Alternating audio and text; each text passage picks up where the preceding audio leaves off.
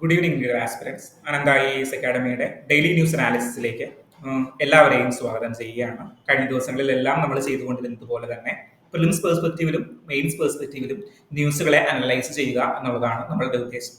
So സമയം കളയാതെ തന്നെ നമുക്ക് നമ്മളുടെ ആർട്ടിക്കിളുകളിലേക്ക് പോകാം. First article is related to നമ്മളുടെ 5 നേഷൻ വിസിറ്റ്, പ്രൈം മിനിസ്റ്ററുടെ 5 നേഷൻ വിസിറ്റുമായി ബന്ധപ്പെട്ടതാണ് നമ്മളുടെ ഒന്നാമത്തെ ആർട്ടിക്കിൾ വരുന്നത്. കഴിഞ്ഞ ദിവസം ഗാനയിൽ അദ്ദേഹം പോയിട്ടുണ്ടായിരുന്നു. ഇന്ന് ട്രിനിഡാഡ് ആൻഡ് ടൊബാഗോ എന്ന് പറയുന്ന കൺട്രിയിലാണ് അദ്ദേഹം എത്തിയിരിക്കുന്നത്. നമ്മൾ കഴിഞ്ഞ ഡെയിലി ന്യൂസ് അനാലിസിസിൽ ഡീറ്റെയിൽ ആയിട്ട് ഈ 5 രാജ്യങ്ങളുടെ കുറിച്ച് ഡിസ്കസ് ചെയ്തിട്ടുണ്ടായിരുന്നു. അവരുടെ ജോഗ്രഫിയെ കുറിച്ച് ഡിസ്കസ് ചെയ്തിട്ടുണ്ടായിരുന്നു, അവരുടെ പൊളിറ്റിയെ കുറിച്ച് ഡിസ്കസ് ചെയ്തിട്ടുണ്ടായിരുന്നു. ഏതൊക്കെ രാജ്യങ്ങളിലാണ് പോകുന്നത് ഒന്ന് റിവൈൻഡ് ചെയ്ത് നോക്കിയേ. ഗാനയിൽ പോകുന്നു, ട്രിനിഡാഡ് ആൻഡ് ടൊബാഗോയിൽ പോകുന്നു, വേറെ എവിടെ പോകുന്നുണ്ട്? അർജന്റീനയിൽ പോകുന്നുണ്ട്, ബ്രസീലിൽ പോകുന്നുണ്ട്, പിന്നെ നമീബിയയിലേക്ക് പോകുന്നുണ്ട്. സൗത്ത് അമേരിക്കയും ആഫ്രിക്കയുമാണ് പ്രധാനമായിട്ട് പോകുന്ന 2 രാജ്യങ്ങൾ. അതിൽ 2 രാജ്യങ്ങൾ എവിടെയാണ്? സൗത്ത് ആഫ്രിക്കയിലാണ്, നമീബിയ, ദെൻ ഘാന. അതുകൂടാണ്ട് വേറെ ഏത് കൺട്രിയാണുള്ളത്? വേറെ നമ്മളുടെ അർജന്റീനയുണ്ട്, ബ്രസീലുണ്ട്, അതിന് മുകളിൽ കിടക്കുന്ന ട്രിനിഡാഡ് ആൻഡ് ടൊബാഗോ ഐലൻഡുകളുണ്ട്. സോ ആ ക്ലാസ് കാണാത്തവര് ഇമ്പോർട്ടന്റ് ആയിട്ട് ആ ക്ലാസ് പോയി കാണുക. ഗ്ലോബൽ സൗത്തിനെ കുറിച്ചിട്ടും അതിനെ അവിടുത്തെ എങ്ങനെയാണ് സിറ്റുവേഷൻ, അവിടെ എന്താണ് നമ്മൾ ചെയ്യാൻ ഉദ്ദേശിക്കുന്നത്, അങ്ങനെ എല്ലാം കുറിച്ച് നമ്മൾ ഡീറ്റെയിൽ ആയിട്ട് കഴിഞ്ഞ ക്ലാസ്സിൽ ഡിസ്കസ് ചെയ്തിട്ടുണ്ടായിരുന്നു. സോ ഈ ട്രിനിഡാഡ് ആൻഡ് ടൊബാഗോയെ കുറിച്ചിട്ട് നമുക്ക് ഒന്നും കൂടി നോക്കിയിട്ട് സ്പീഡിൽ ഒന്ന് നോക്കിയിട്ട് നമുക്ക് നെക്സ്റ്റ് ആർട്ടിക്കിളിലേക്ക് പോകാം. ഈ സ്ലൈഡ് കാണിച്ചത് ഓർക്കുന്നുണ്ടോ? ഞാൻ ഈ ഒരു പിക്ചർ കാണിച്ചിട്ട് ഈ ഒരു മാപ്പ് കാണിച്ചത് ഓർക്കുന്നുണ്ടോ? എവിടെയാണ് ട്രിനിഡാഡ് ആൻഡ് ടൊബാഗോ കിടക്കുന്നത്? സൗത്ത് അമേരിക്കയുടെ മുകളിലാണ്, പെർട്ടിക്കുലർലി വെനിൻസുലയുടെ തൊട്ടടുത്ത് ആണ്. കരീബിയൻ സീ, മനസ്സിലായോ? നിങ്ങൾ ഈ മാപ്പ് എടുത്ത് നോക്കുമ്പോൾ കാണാം ഏത് സീയിലാണ് നമ്മളുടെ ട്രിനിഡാഡ് ആൻഡ് ടൊബാഗോ കിടക്കുന്നത്. കരീബിയൻ സീയിലാണ്. കരീബിയൻ ഐലൻഡ് സമൂഹത്തിന്റെ ഒരു പാർട്ടാണ് ഈ ട്രിനിഡാഡ് ആൻഡ് ടൊബാഗോ. എന്തിനു വേണ്ടിയാണ് ഈ ചെറിയൊരു ഐലൻഡ് കൺട്രിയില്, മനസ്സിലായോ? ലോകത്തില് ഏറ്റവും ചെറിയ ഐലൻഡ് കൺട്രികളിലായ ഈ ഐലൻഡ് കൺട്രീസില് നമ്മളുടെ പ്രൈം മിനിസ്റ്റർ, ലോകത്തിലെ 4ാമത്തെ എക്കോണമി ആയിട്ടുള്ള രാജ്യത്തിന്റെ പ്രൈം മിനിസ്റ്റർ പോകുന്നത്, ഇവിടത്തെ 90% ആളുകളും ഇന്ത്യൻ ഒറിജിൻ ആണ്. സോ വളരെ വലിയൊരു ഡയസ്പോറ ഇന്ത്യയിലുണ്ട്. ഇന്ത്യക്കാരുടെ ഡയസ്പോറ എവിടെയുണ്ട്? ട്രിനിഡാഡ് ആൻഡ് ടൊബാഗോയിലുണ്ട്. അതുകൊണ്ടാണ് പ്രധാനമായിട്ടും നമ്മളുടെ പ്രൈം മിനിസ്റ്റർ അവിടെ ചെല്ലുന്നത്. മനസ്സിലായോ? അവിടെയുള്ള ഇന്ത്യൻ ഒറിജിൻസിന് നമ്മൾ എന്ത് കൊടുക്കുന്നുണ്ട്? ഓവർസിയസ് സിറ്റിസൺ ഓഫ് ഇന്ത്യ കാർഡ് കൊടുക്കുന്നുണ്ട്. അതാണ് ഇന്നലെ പ്രഖ്യാപിച്ചത്. മനസ്സിലായോ? സോ എന്താണെന്ന് നമുക്ക് കൃത്യമായിട്ട് മനസ്സിലാക്കിയിട്ടുണ്ട്. ദെൻ അടുത്ത ചോദ്യം ചോദിക്കട്ടെ, എവിടെയാണ് നമ്മളുടെ ട്രിനിഡാഡ് ആൻഡ് ടൊബാഗോയുടെ തലസ്ഥാനം? Port of Spain. ഇതും നമ്മൾ കഴിഞ്ഞ ക്ലാസ്സിൽ ഡീറ്റെയിൽ ആയിട്ട് പറഞ്ഞതാണ്. സോ ഇത് ഒരു റിവിഷൻ ആയിട്ട് എടുക്കുക. ഓർക്കാത്തവര് ഒന്നുകൂടി ആ ക്ലാസ് കാണുക. ദെൻ എന്നാണ് ഇവര് റിപ്പബ്ലിക് ആയത്? ഇവരുടെ ഒരു ചരിത്രം ബ്രീഫായിട്ടൊന്ന് ഞാൻ പറയാം. 1962 മുന്നേ ഇവര് ഇംഗ്ലണ്ടിന്റെ കോളനി ആയിരുന്നു. നമ്മളെ പോലെ തന്നെ ഇംഗ്ലണ്ടിന്റെ കോളനി ആയിരുന്നു. ഇംഗ്ലണ്ടില് ഈ ട്രിനിഡാഡ് ആൻഡ് ടൊബാഗോയിൽ ജോലി ചെയ്യാൻ, അവിടുത്തെ ഖനികളിൽ ജോലി ചെയ്യാൻ വേണ്ടിയിട്ട് ഇന്ത്യയിൽ നിന്ന് പോയവരാണ് പിന്നീട് അവിടെ പാർക്കാനായിട്ടും അവിടെ ഉണ്ടായിരുന്ന ആളുകളായിട്ട് മാറുകയും ചെയ്തത്. ജോലിക്ക് വേണ്ടി പോയ നമ്മളുടെ പൂർവികരാണ് അവിടെ ഇപ്പൊ പാർത്തുകൊണ്ടിരിക്കുന്നത്. മനസ്സിലായോ? ദെൻ 1962 ഇവര് UK-യിൽ നിന്ന്, യുണൈറ്റഡ് കിങ്ഡമിൽ നിന്ന് റിപ്പബ്ലിക് അല്ല, ഇൻഡിപെൻഡൻസ് നേടുന്നത്. മനസ്സിലായോ? ദെൻ 1976 അവർക്ക് എന്ത് കിട്ടി? റിപ്പബ്ലിക് കിട്ടി. മനസ്സിലായോ? ദെൻ ഇവിടെ പ്രധാനമായിട്ടുള്ള ഒരു മൗണ്ടൻ റേഞ്ച് ആണ് ജോഗ്രഫി പാർട്ടില്. ആൻഡസ് മൗണ്ടന്റെ ഒരു ഭാഗങ്ങളിലൂടെയാണ് നമ്മളുടെ ഈ ട്രിനിഡാഡ് ആൻഡ് ടൊബാഗോ അല്ലെങ്കിൽ ടി ആൻഡ് ടി കടന്നു പോകുന്നത്. മനസ്സിലായോ? ദെൻ നമുക്ക് നെക്സ്റ്റ് ആർട്ടിക്കിളിലേക്ക് പോകാം. ഇതാണ് ട്രിനിഡാഡ് ആൻഡ് ടൊബാഗോ എന്ന് പറയുന്ന കൺട്രിനെ കുറിച്ചിട്ട് നമ്മൾ അറിഞ്ഞിരിക്കേണ്ടത്. നമ്മളുടെ ഒരു വലിയ ഡയസ്പോറ അവിടെ ഉണ്ടെന്ന് മനസ്സിലാക്കുക. Second article is related to world trade organisation. So നമുക്ക് എന്താണ് വേൾഡ് ട്രേഡ് ഓർഗനൈസേഷൻ എന്ന് ഡീറ്റെയിൽ ആയിട്ട് ഈ ആർട്ടിക്കിളിൽ നോക്കാം. എന്താണ് നമുക്ക് അവരുമായിട്ടുള്ള പ്രശ്നം? എന്തെങ്കിലും പ്രശ്നങ്ങളുണ്ടോ, അല്ലെങ്കിൽ വേറെ എന്തൊക്കെ ബുദ്ധിമുട്ടുകളോ കാര്യങ്ങളോ എന്തൊക്കെയുണ്ട് എന്ന് നമുക്ക് നോക്കാം. എന്താണ് വേൾഡ് ട്രേഡ് ഓർഗനൈസേഷൻ? ലോകത്തിലെ ഉള്ള എല്ലാ ട്രേഡുകളെയും നിയന്ത്രിക്കുന്നതിന് അല്ലെങ്കിൽ അവർക്ക് അലോ ചെയ്യുന്നതിന്, അലോ എന്ന് പെർട്ടിക്കുലർ പറയാൻ പറ്റില്ല, നിയന്ത്രിക്കുന്നതിന് പ്രത്യേകമായിട്ട് എന്തെങ്കിലും മാർഗനിർദ്ദേശങ്ങൾ ഉണ്ടോ? ഏതെങ്കിലും അപ്പെക്സ് ബോഡീസ് ഉണ്ടോ? തീർച്ചയായിട്ടും ചില മാർഗനിർദ്ദേശങ്ങളുണ്ട്. അതിനൊരു അപ്പെക്സ് ബോഡി ഉണ്ട്. ആ അപ്പെക്സ് ബോഡിയാണ് വേൾഡ് ട്രേഡ് ഓർഗനൈസേഷൻ എന്ന് പറയുന്നത്. മനസ്സിലായോ?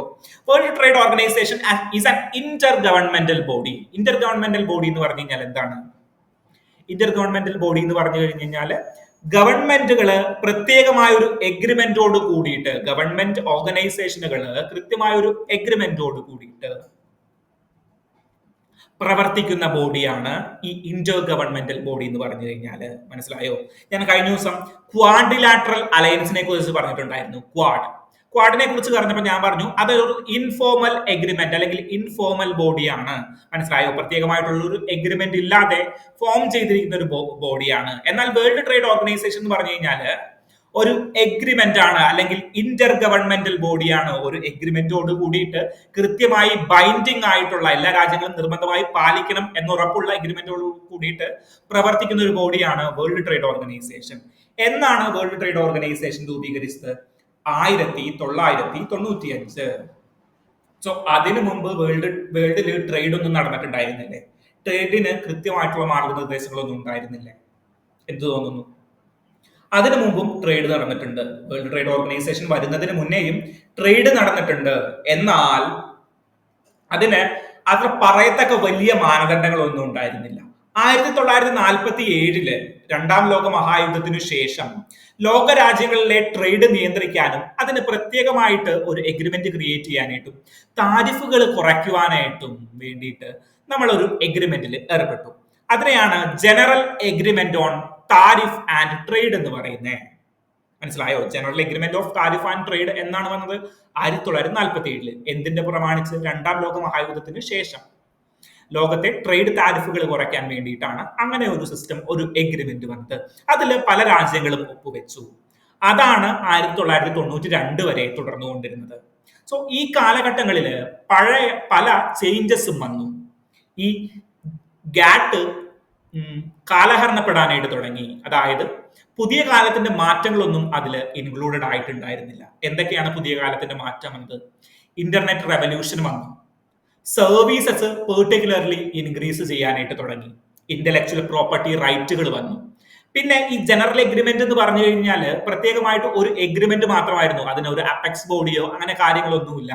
ചില രാജ്യങ്ങളിലെ സോവറിൻ സ്റ്റേറ്റിലെ പ്രൈം മിനിസ്റ്റർ അല്ലെങ്കിൽ പ്രസിഡന്റ് എല്ലാവരും കൂടി ചേർന്നിരുന്നിട്ട് ഒരു എഗ്രിമെന്റ് തീരുമാനിച്ചു. അത്രയും മാത്രമേ ഉള്ളൂ. അത് കൃത്യമായി വർക്ക് ചെയ്യുന്നതിന്റെ ഒരു വർക്കിംഗ് പ്രൊസീജിയറോ ഓപ്പറേറ്റിംഗ് പ്രൊസീജിയേഴ്സോ അല്ലെങ്കിൽ കൃത്യമായിട്ടുള്ള ഒരു തലസ്ഥാനമോ ഒന്നും ഈ ഗാറ്റ്സിന് ഉണ്ടായിരുന്നില്ല.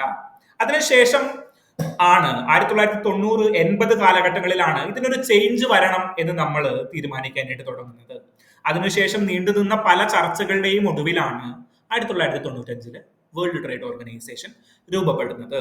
സോ ഏത് എഗ്രിമെന്റ് ആണ് പെർട്ടിക്കുലർലി ചോദിക്കാവുന്ന, പല ചോദ്യങ്ങളിലും കണ്ടിട്ടുള്ള ഒരു ചോദ്യമാണ്, ഏത് എഗ്രിമെന്റിന്റെ ബേസിസിലാണ് ഈ വേൾഡ് ട്രേഡ് ഓർഗനൈസേഷൻ രൂപപ്പെട്ടത്?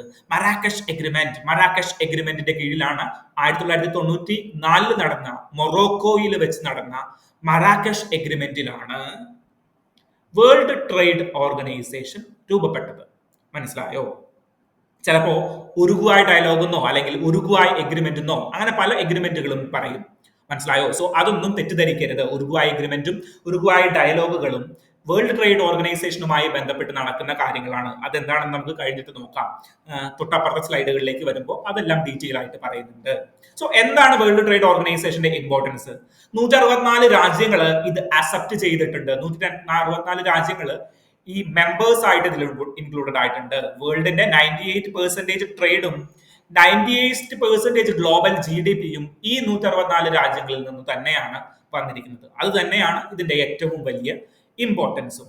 സോ ഞാൻ പറഞ്ഞു എന്തൊക്കെയായിരുന്നു ലിമിറ്റേഷൻസ് ഉള്ള കാര്യങ്ങൾ. ഈ വേൾഡ് ട്രേഡ് ഓർഗനൈസേഷൻ ചില കോർ പ്രിൻസിപ്പിളുകളുടെ, ചില മൂല്യങ്ങളുടെ അടിസ്ഥാനത്തിലാണ് നിലകൊള്ളുന്നത്. എന്തിനു വേണ്ടിയിട്ടാണ് ഇവർ നിലകൊള്ളുന്നത്? ലോകത്തിന്റെ ട്രേഡ് കൃത്യമായിട്ട് നിർവഹിക്കാൻ വേണ്ടിയിട്ട്, അല്ലെങ്കിൽ ഒരു രാജ്യത്തിനും ഫേവറബിൾ ആവാതെ എല്ലാവർക്കും തുല്യ നീതി ഉറപ്പാക്കുന്നതിന് വേണ്ടിയിട്ടാണ് വേൾഡ് ട്രേഡ് ഓർഗനൈസേഷൻ നിലകൊള്ളുന്നത്. സോ അവരുടെ ഫസ്റ്റ് പ്രിൻസിപ്പിളും അത് തന്നെയാണ്, നോൺ ഡിസ്ക്രിമിനേഷൻ. ഒരു രാജ്യവും ട്രേഡ് നടത്തുമ്പോൾ എല്ലാ രാജ്യങ്ങളോടും തുല്യനീതി പാലിക്കണം എന്നുള്ളതാണ് അവരുടെ ആദ്യത്തെ പോയിന്റ് എന്ന് പറഞ്ഞു കഴിഞ്ഞാൽ. തുല്യനീതി പാലിക്കാനായിട്ട് നമ്മൾ എന്തൊക്കെ ചെയ്യും? ഒരു രാജ്യത്തിന്റെ ആളുകൾക്കും പെർട്ടിക്കുലർലി സബ്സിഡീസോ അങ്ങനെയുള്ള കാര്യങ്ങളൊന്നും കുറച്ചു കൊടുക്കാനായിട്ട് പാടില്ല.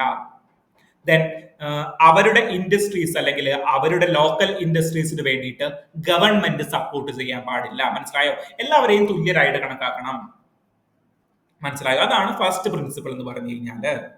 ദെൻ ട്രാൻസ്പെറൻസി ഉണ്ടാകണം. അതായത് ഒരു രാജ്യത്തിന്റെ പോളിസീസ്, പബ്ലിക് ട്രേഡ് റെഗുലേഷനുകളെല്ലാം പബ്ലിക് ആയിരിക്കണം. അല്ലാണ്ട് ഒരു അടഞ്ഞു വെച്ചിട്ടുള്ള ഒരു കാര്യങ്ങളും ഇതിലില്ല. ദെൻ അപ്പോ ഞാൻ വേറൊരു കാര്യം ചോദിക്കട്ടെ, സേഫ്റ്റിയോ? സേഫ്റ്റിയും ഇതിൽ പ്രത്യേകമായിട്ട് പറഞ്ഞിട്ടുണ്ട്. പബ്ലിക് ഹെൽത്ത് റിലേറ്റഡ് ആയിട്ട്, എൻവിറോൺമെന്റ് റിലേറ്റഡ് ആയിട്ട്, പിന്നെ നാഷണൽ ഇൻട്രസ്റ്റിന്റെ ബേസിസിൽ എന്ത് കൊടുക്കുന്നുണ്ട്? ചില ഫ്ലെക്സിബിലിറ്റീസ് അവര് അലോട്ട് ചെയ്ത് കൊടുക്കുന്നുണ്ട്. മനസ്സിലായോ? സോ ഏറ്റവും ഇമ്പോർട്ടന്റ് ആയിട്ടുള്ള വാല്യൂ എന്താണ്, അല്ലെങ്കിൽ പ്രിൻസിപ്പിൾ എന്താണ്? Non discrimination. ഒരു കൺട്രീസിനെയും ഡിസ്ക്രിമിനേറ്റ് ചെയ്യാൻ പാടില്ല. എല്ലാവർക്കും ഈക്വൽ ഓപ്പർച്യൂണിറ്റീസ് കൊടുക്കണം. മനസ്സിലായോ? അതാണ് നമ്മളുടെ പ്രൈം പ്രിൻസിപ്പിൾ എന്ന് പറഞ്ഞു കഴിഞ്ഞു കഴിഞ്ഞാൽ. ദെൻ ഒരു കാര്യം ചോദിക്കട്ടെ, എവിടെയാണ് വേൾഡ് ട്രേഡ് ഓർഗനൈസേഷന്റെ തലസ്ഥാനം വരുന്നത്? വേൾഡ് ട്രേഡ് ഓർഗനൈസേഷൻ തലസ്ഥാനം എന്തൊക്കെ പഠിച്ചു? 1995 ആണെന്ന് പഠിച്ചു, മരാക്കഷ് എഗ്രിമെന്റ് ആണെന്ന് പഠിച്ചു. ദെൻ തലസ്ഥാനം പഠിക്കാൻ വിട്ടുപോയി. തലസ്ഥാനം എവിടെയാണ്? ജനീവയിലാണ്. മനസ്സിലായോ? ജനീവയിലാണ് തലസ്ഥാനം. മിക്ക പല ഓർഗനൈസേഷന്റെയും തലസ്ഥാനം ജനീവയിലുണ്ട്. അപ്പൊ അതൊന്നും മാറിപ്പോവാണ്ട് നമ്മൾ പഠിക്കണം. മനസ്സിലായോ? ദെൻ ഇതിന് പല എഗ്രിമെന്റുകളുണ്ട്. ഈ നോൺ ഡിസ്ക്രിമിനേഷൻ പൂർത്തിയാക്കാനായിട്ട് പല എഗ്രിമെന്റുകളും നമ്മൾ കീപ്പ് ചെയ്യുന്നുണ്ട്. അതിൽ ഇമ്പോർട്ടന്റ് ആയിട്ടുള്ള 3 എഗ്രിമെന്റുകളെ കുറിച്ചിട്ട് നമുക്ക് ഇന്ന് പഠിക്കാം. അതിൽ ഏറ്റവും ഇമ്പോർട്ടന്റ് ആയിട്ടുള്ള പ്രൈം എഗ്രിമെന്റ് ആണ് എഗ്രിമെന്റ് ഓൺ അഗ്രികൾച്ചർ. അതായത് 2 അഗ്രികൾച്ചറൽ പ്രൊഡ്യൂസിംഗ് കൺട്രീസ് ഉണ്ടെന്ന് വിചാരിക്കുക. ഫോർ എക്സാമ്പിൾ റഷ്യയും ചൈനയും, അല്ലെങ്കിൽ റഷ്യയും USA. ഇവർ രണ്ടും ഇന്ത്യയിലേക്ക് agriculture, for example rice export ചെയ്യുന്നവരാണ്. ഇന്ത്യ അവരുടെ കയ്യിൽ നിന്ന് 2 പേരിൽ നിന്നും റൈസ് വാങ്ങിക്കുന്നുണ്ട്. സോ ഈ സമയത്ത് നമ്മൾ എന്ത് ചെയ്യണം? ഡിസ്ക്രിമിനേറ്റ് ആവാൻ പാടില്ല. മനസ്സിലായ? റഷ്യയുടെ കയ്യിൽ നിന്ന് റഷ്യയ്ക്കുള്ള റൂൾസ് തന്നെയായിരിക്കണം പ്രാക്ടിക്കലി ആർക്കും ഉണ്ടാവേണ്ടത്? നമ്മളുടെ USA-ക്കും ഉണ്ടാവേണ്ടത്. അത് കൂടാണ്ട് നമ്മുടെ ലോക്കലൈസ്ഡ് ആയിട്ടുള്ള അഗ്രികൾച്ചർ ആളുകളുണ്ടല്ലോ, അവർക്കും ഗവൺമെന്റ് അധികം സപ്പോർട്ട് ചെയ്യാൻ പാടില്ല. കാരണം എന്താണ്? അവർക്കും സപ്പോർട്ട് ചെയ്ത് കഴിഞ്ഞു കഴിഞ്ഞാല്, അതായത് US-ൽ നിന്നുള്ള ഒരു കർഷകനും ഇന്ത്യയിൽ നിന്നുള്ള ഒരു കർഷകനും ഇന്ത്യൻ കർഷകനെ ഗവൺമെന്റ് സപ്പോർട്ട് ചെയ്ത് കഴിഞ്ഞാല് അത് നമ്മളുടെ ഇതിനെ ബാധിക്കുന്നതല്ലേ? എന്തിനെ ബാധിക്കുന്നു? കർഷകന്റെ ഒരു എന്റർപ്രണറുടെ ഒരു റൈറ്റിനെ ബാധിക്കുന്ന കാര്യമാണ്. മനസ്സിലായോ? അതുകൊണ്ട് അങ്ങനെയുള്ള കാര്യങ്ങളെ ലിമിറ്റ് ചെയ്യുന്നതാണ് എഗ്രിമെന്റ് ഓൺ അഗ്രികൾച്ചർ. സബ്സിഡി പോലെയുള്ള കാര്യങ്ങൾ, മാർക്കറ്റ് ആക്സസിൽ, അങ്ങനെയുള്ള കാര്യങ്ങളിലേക്ക് ലിമിറ്റ് ചെയ്യുന്നതാണ് എന്ത്? Agreement on agriculture. സോ ഈ എഗ്രിമെന്റ് ഓൺ അഗ്രികൾച്ചറിൽ സബ്സിഡീസ് ആണ് പ്രധാനമായിട്ടും പറയുന്നത്. എക്സ്പോർട്ട് സബ്സിഡീസ് ആണ് പ്രധാനമായിട്ടും പറയുന്നത്. അതായത് ഗവൺമെന്റ് സബ്സിഡികളൊന്നും കൊടുക്കരുത് സാധാരണ ജനങ്ങൾക്ക്. എന്താ കാരണം? അത് ട്രേഡിനെ ബാധിക്കും, എന്റർപ്രണേഴ്സിന്റെ മൊറാലിറ്റിയെ ബാധിക്കും. സോ ഈ സബ്സിഡീസിനെയാണ് നമ്മൾ ഈ വേൾഡ് ട്രേഡ് ഓർഗനൈസേഷൻ ഇതിലൂടെ എതിർക്കുന്നത്. സബ്സിഡീസിനെ മാത്രമല്ല, കറന്റ് സബ്സിഡീസിനെയാണ് എതിർക്കുന്നതെന്ന് മനസ്സിലാക്കി വെക്കുക. സോ സബ്സിഡീസിനെ വേൾഡ് ട്രേഡ് ഓർഗനൈസേഷൻ 3 കാറ്റഗറിയിൽ ഡിഫൈൻ ചെയ്തിട്ടുണ്ട്, അല്ലെങ്കിൽ 3 കാറ്റഗറിയിൽ ഇൻക്ലൂഡ് ചെയ്തിട്ടുണ്ട്. ഒന്ന് ഗ്രീൻ ബോക്സ്, 3 ബോക്സിൽ ഇട്ട് വെച്ചിരിക്കുകയാണ്. ഒന്ന് ഗ്രീൻ ബോക്സ്, രണ്ടാമത്തത് ബ്ലൂ ബോക്സ്, മൂന്നാമത്തത് ആംബർ ബോക്സ്. എന്താണ് ഈ ബോക്സുകളുടെ പ്രത്യേകത? അതായത് ഗ്രീൻ ബോക്സിലുള്ളതെന്ന് പറഞ്ഞു കഴിഞ്ഞാൽ ഡയറക്ട്ലി മാർക്കറ്റ് ഡിസ്റ്റോർട്ടിംഗ് അല്ലാത്ത സബ്സിഡീസ് ആണ്. ഫോർ എക്സാമ്പിൾ, ഒരു പ്രളയം വന്നപ്പോൾ കൃഷിനാശം സംഭവിച്ചു. സോ അവർക്ക് പെർട്ടിക്കുലർലി ഗവൺമെന്റ് ഒരു സബ്സിഡി കൊടുത്തു. ഒരു നാച്ചുറൽ കാലാമിറ്റി വരുമ്പോൾ ഒരു സബ്സിഡി കൊടുക്കുന്നു, ഒരു ഇൻഷുറൻസ് കൊടുക്കുന്നു. മനസ്സിലായോ? അങ്ങനെയുള്ള കാര്യങ്ങളൊന്നും മാർക്കറ്റിനെ ഡിസ്റ്റോർട്ട് ചെയ്യുന്നില്ല, അല്ലെങ്കിൽ മാർക്കറ്റിനെ തകർക്കുന്നില്ല. മനസ്സിലായോ? അങ്ങനെയുള്ള സബ്സിഡീസ് തുടരാം, കുഴപ്പമൊന്നുമില്ല. അതിനെയാണ് ഗ്രീൻ ബോക്സിൽ ഉൾപ്പെടുത്തിയിരിക്കുന്നത്. എന്നാൽ ബ്ലൂ ബോക്സിലേക്ക് വരുമ്പോഴും അത് ലിമിറ്റ് ചെയ്യുന്നുണ്ട്. ബ്ലൂ ബോക്സ് എന്ന് പറഞ്ഞു കഴിഞ്ഞാൽ സബ്സിഡീസ് തന്നെയാണ്. അത് ചെറിയ തോതിൽ മാർക്കറ്റിനെ അഫക്റ്റ് ചെയ്യുന്ന സബ്സിഡീസിനെയാണ് ബ്ലൂ ബോക്സിൽ ഇൻക്ലൂഡഡ് ആയിരിക്കുന്നത്. മനസ്സിലായോ? ദെൻ ആംബർ ബോക്സ് എന്ന് പറഞ്ഞു കഴിഞ്ഞാൽ എന്താണ്? ആംബർ ബോക്സ് എന്ന് പറഞ്ഞു കഴിഞ്ഞാൽ മാർക്കറ്റിനെ തകർക്കുന്ന സബ്സിഡീസ്. ഫോർ എക്സാമ്പിൾ, നിങ്ങൾ പ്രൊഡ്യൂസ് ചെയ്തിട്ട് എക്സ്പോർട്ട് ചെയ്ത് കഴിഞ്ഞു കഴിഞ്ഞാൽ എക്സ്പോർട്ടിന് സബ്സിഡി കൊടുക്കും. മനസ്സിലായോ? Production linked incentive scheme. For example, production linked incentive scheme നമ്മൾ അഗ്രികൾച്ചറൽ പ്രൊഡക്ഷനിൽ ഇൻക്ലൂഡ് ചെയ്തു എന്ന് വിചാരിക്കുക. അത് ഈ ആംബർ ബോക്സിൽ പെടും. മനസ്സിലായോ? അതായത് ഈ മാർക്കറ്റിനെ ഉലയ്ക്കുന്ന, അതായത് ഒരു ഫോറിൻ അഗ്രികൾച്ചറൽ പ്രൊഡ്യൂസർ ഇന്ത്യയിലേക്ക് വന്നു കഴിഞ്ഞു കഴിഞ്ഞാൽ അയാൾക്ക് കിട്ടാത്ത, അപ്പോ എന്താ റിലേറ്റ് ചെയ്യുന്നത്? നമ്മളുടെ അഗ്രികൾച്ചറൽ പ്രൊഡക്റ്റിന്റെ പ്രൈസിനെ ഫ്ലക്ച്വേറ്റ് ചെയ്യുന്ന എല്ലാ കാര്യങ്ങളും ആംബർ ബോക്സിൽ ഇൻക്ലൂഡഡ് ആയിരിക്കും. മനസ്സിലായോ? അത് പൂർണ്ണമായും ഒഴിവാക്കണമെന്നാണ് ആര് പറയുന്നത്? വേൾഡ് ട്രേഡ് ഓർഗനൈസേഷൻ പറയുന്നത്. വേൾഡ് ട്രേഡ് ഓർഗനൈസേഷന്റെ ആദ്യത്തെ ലക്ഷ്യം എന്താണ്? സബ്സിഡീസ് പൂർണ്ണമായും ഒഴിവാക്കണം എന്നുള്ളതാണ്. എന്നാൽ ചില സബ്സിഡീസ് കൊടുക്കാം, എൻവിറോൺമെന്റൽ കലാമിറ്റീസ് വരുമ്പോൾ, അല്ലെങ്കിൽ മാർക്കറ്റിനെ പെർട്ടിക്കുലർലി ഡിസോർട്ട് ചെയ്യാത്ത സബ്സിഡീസ് വരുമ്പോൾ അതെല്ലാം നമുക്ക് കൊടുക്കാം. മനസ്സിലായോ? ദെൻ ആംബർ ബോക്സിൽ അടങ്ങിയിരിക്കുന്ന എല്ലാ സബ്സിഡീസും എന്ത് ചെയ്യണം? എടുത്തു മാറ്റിക്കൊള്ളണം. സോ നമുക്ക് നമ്മളുടെ അഗ്രികൾച്ചറിനെ സപ്പോർട്ട് ചെയ്യാനായിട്ട് ഒന്നും ചെയ്യാനായിട്ട് പറ്റില്ലേ?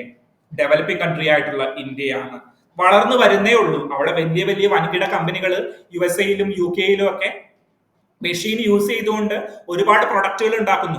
സോ അത് വീണ്ടും ഒരു കോളനൈസേഷനിലേക്ക് പോകില്ലേ?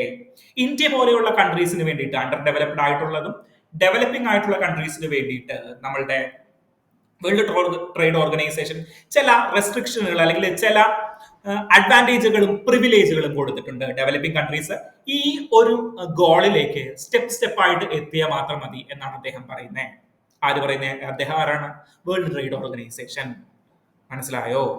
സോ ഇങ്ങനെയാണ് എഗ്രിമെന്റ് ഓൺ അഗ്രികൾച്ചർ എന്ന് പറഞ്ഞാൽ.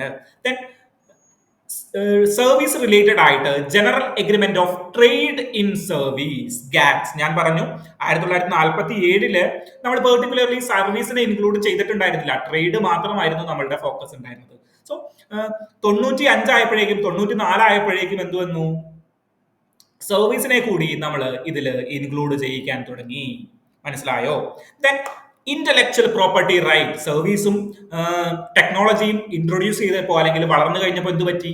ഇന്റലക്ച്വൽ പ്രോപ്പർട്ടി റൈറ്റ്സ് വരാൻ തുടങ്ങി, കോപ്പി റൈറ്റുകൾ വരാനായിട്ട് തുടങ്ങി. സോ അതിനെ ബേസ് ചെയ്തുകൊണ്ടാണ് ട്രിപ്സ് എന്ന് പറയുന്ന എഗ്രിമെന്റ്. നമ്മളെല്ലാവരും കേട്ടിട്ടുണ്ടാവും.